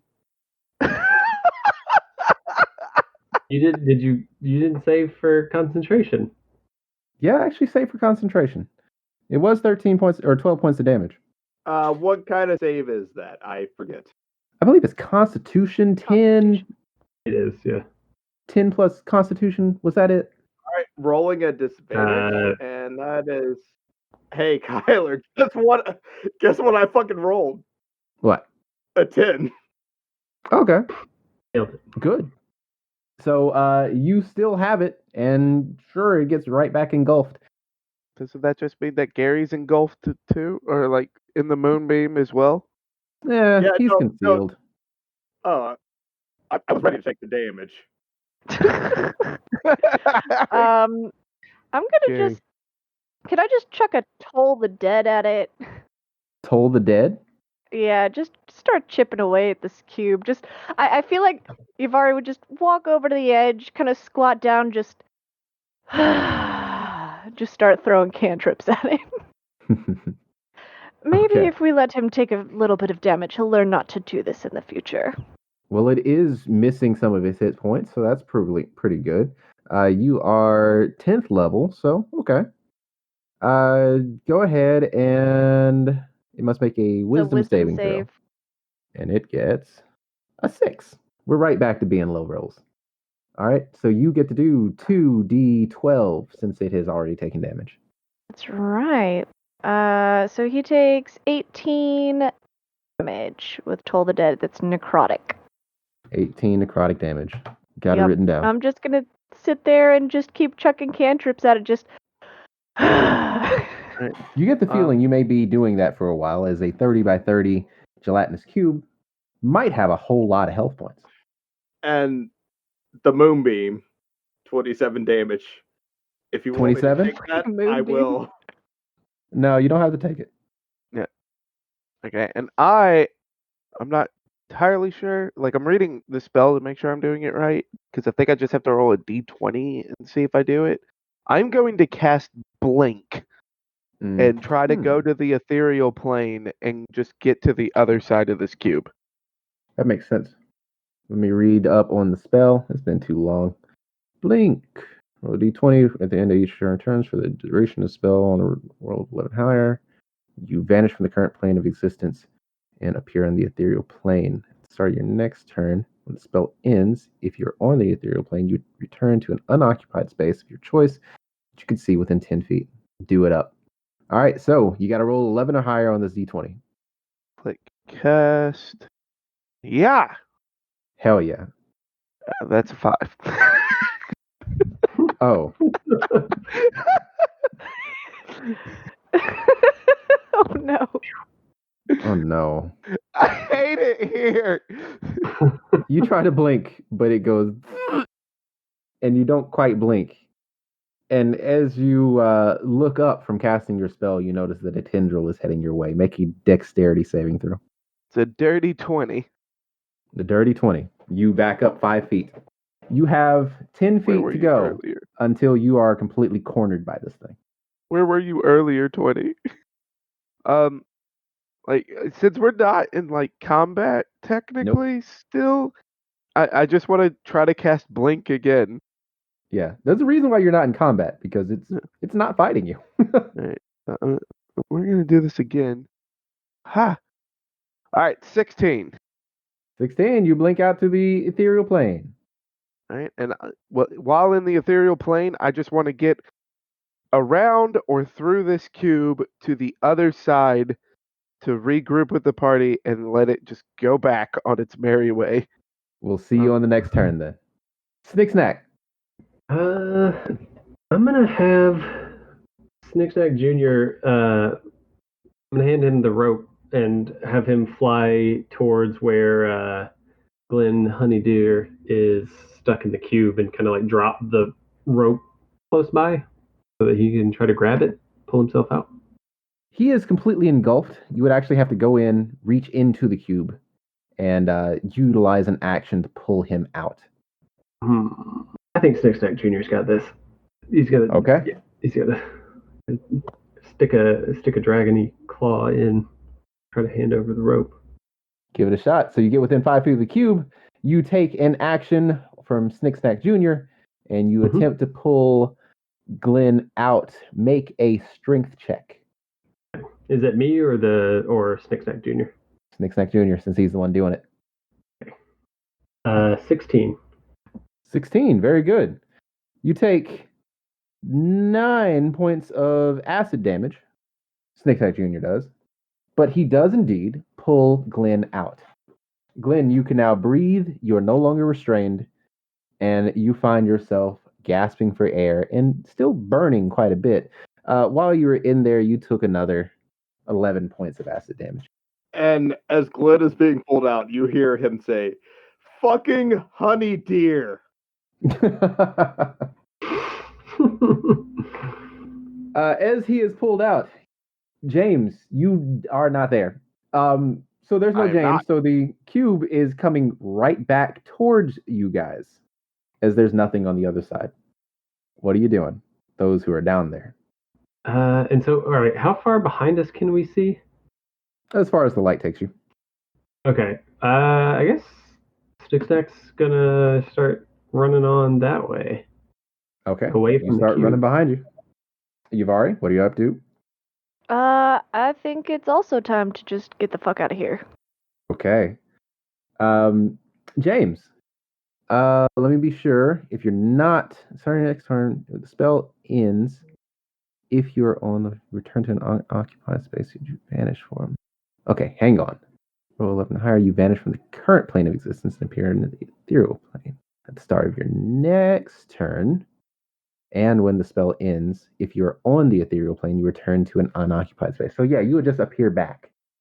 You don't have to roll for that. I will allow it, I believe. Let me read this. You guys can't see anything more than 60 feet away. I'll allow it. I see. All right, and then once I get to the other side of that, I guess I want to come back in, but I don't want to come back in like right on top of this cube or like too close, like within tendril range. I just want to come back into it on the other side. Okay, and you do so. Congratulations. Sweet. All right. When I'm back in this plane, I'll call back out to everyone. Not around this one. I'm gonna keep checking on ahead. All of you hear that from way the fuckersville. He's quite a ways away. Down the current corridor that you wanted to go to. And then James is gonna say real quick, like, "Oh, I don't know why in the hell. Why don't we have something to talk to each other? I swear." And player me is cursing the dead to have the fucking hearing. I tried to help you. Hey, that's what I gave him to you guys for. All right, so the rest of you are now running away from the gelatinous cubes. The one that engulfed Glenn, it sees nobody there, and so it goes right back to the end of the corridor. The rest of you find yourselves back at the porthole where you entered in. What are you doing? I think I'm gonna kind of wait for James because I want to get out, but I'm not about to just straight up abandon him. James is pretty deep in there at this point. And there's no good way to like get past that cube to go help him.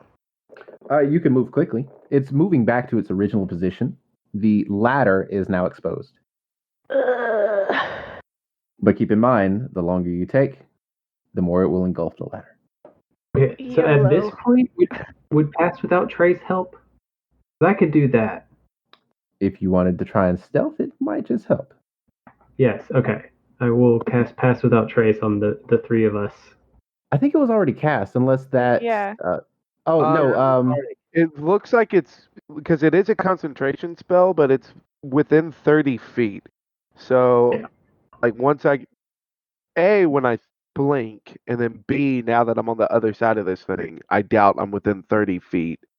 Yeah. Of so you're everyone. gonna have to recast it, and that's fine. Okay. So I will cast it. Snicksnack will cast it, and then we'll try to sneak down past the cube. Okay. Is everybody going to sneak too? Is everybody on the same page? Yep, I'm Sneaky sneaking. time. Everybody make a sneak roll. Add 10 because of pass without a trace. Trace. And That's a 20. watch. A dirty 20. Say 21. 29. Okay. And then, hold on, I'll roll for Snicksnack Jr. Okay, and Snicksnack Jr. gets a 26. Like Got Carrie it. Dream. You guys are well hidden at this point.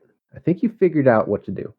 So you sneak down the corridor, go down the ladder very quietly and sneakily. You can see where the light is still inside of the gelatinous cube. It seems to have not noticed you, is not moving closer. The ladder is wide open for you to climb up. So good job, you figured out the puzzle. I hate it when violence is the answer. Yeah, that was bullshit. Violence should be the answer. Well, you were getting close to actually killing it. No, I'm just kidding. I actually appreciate that we had to think about that a little bit. Two ways out. You could either kill it or, sneak. You were within 40 HP of killing it. Oh, man. Yeah, whose dumb idea but- was it to start attacking? Glenn was basically the only one that hit it. Think you hit It was Yavari that decided to attack. It's fine. How, Who like, even how would do dare that? you? Who even would do that? I want Who to even point would do out. that? I want Guess to we'll point never out that know. there's only one party member who did not throw a single attack, and he's on the other side of these cubes right now. We'll never- never know who started that. I never Glenn is an attacked it. intern. He's just following his mentor. Good. Dummy dear. I think you guys did so well. All right, we are going to end it there. James, you are cut off from your party members. You are unable to contact them as you don't have the earring of communication. The rest of you are running down the corridor only to see another wall, the same one James saw that you might not have seen yet. It is now moving towards you 5 feet at a time, and its tendrils are reaching out. We'll pick up here next time. Yay! I'm so excited to be back here. Me too. You just said the whole game. I hate it here. I hate it here. But I hate it here because I can't roll to save my fucking life. But I'm so happy to be playing this again. Oh man, neither could I. I was rolling like shit. Oh, We're allowed to- except the one time that I needed you to roll a wisdom saving throw. You That's were true. ready for that one. Apparently. Alex isn't here to do the outro, so does that fall on You are me? the absolute worst. So before we do any outros, Kyler, just please let everyone know what you've got going on, so that we don't have Gary and Alex forget like they do every time, and I have to fill in for them. Do your Sure. thing. Do I just say it like I would say it Yeah. to the podcast? Yeah, Absolutely. So that was The City That Never Sleeps Part 2. My name is Kyler. I'm the host of Fishing After 5. You can see episode 61 coming out 1 year. I'm just kidding. Probably in the next 2 weeks. Check it out at youtube.com/fishingafter5. And yes, that's the number 5. And yep, we are fishing after it. Right. Kyler, Yeah. I'm so sorry that I've forsaken you for so many weeks in this podcast. It's only Gary though. I'm shouting it out because it's fantastic. So I will never forget you, Kylie. Yeah. And I love For- the channel, but I forget. And now that we are back at the City That Never Sleeps, please hit us up at critsandgrits@gmail.com. You could also hit us up on the social medias and let us know if you are excited that we're back in the City That Never Sleeps. And has anyone else got anything going on that they'd like to shout out? No. Excellent. So I mean, I thought about reviewing snacks from my local gas station on YouTube, but I don't think that's over well. I hate you so much. Probably sometimes, not. Gary. No. So once again, we on behalf of Crits and Grits, thank you so much, Kyler, for running this. It's been a blast on both sessions, and I am looking forward to more. So that's Kyler in the DM seat, and Abby, Drew, Gary, and myself, Andrew, filling out these ramshack characters. And please stay tuned so that we can see if we can get out of these stupid sewers. Andrew, can you Hey. just do all the outros from now on? Because you Yeah. do a Yeah. spot on job, and I fuck it up every. Please. Okay, I'll step in and then I will give my other comments once we're done. Here, end it here. end it We're here. willing- Goodbye, we're willing to everybody. increase your pay by Bye, 25 everybody. if you agree to do all the outros.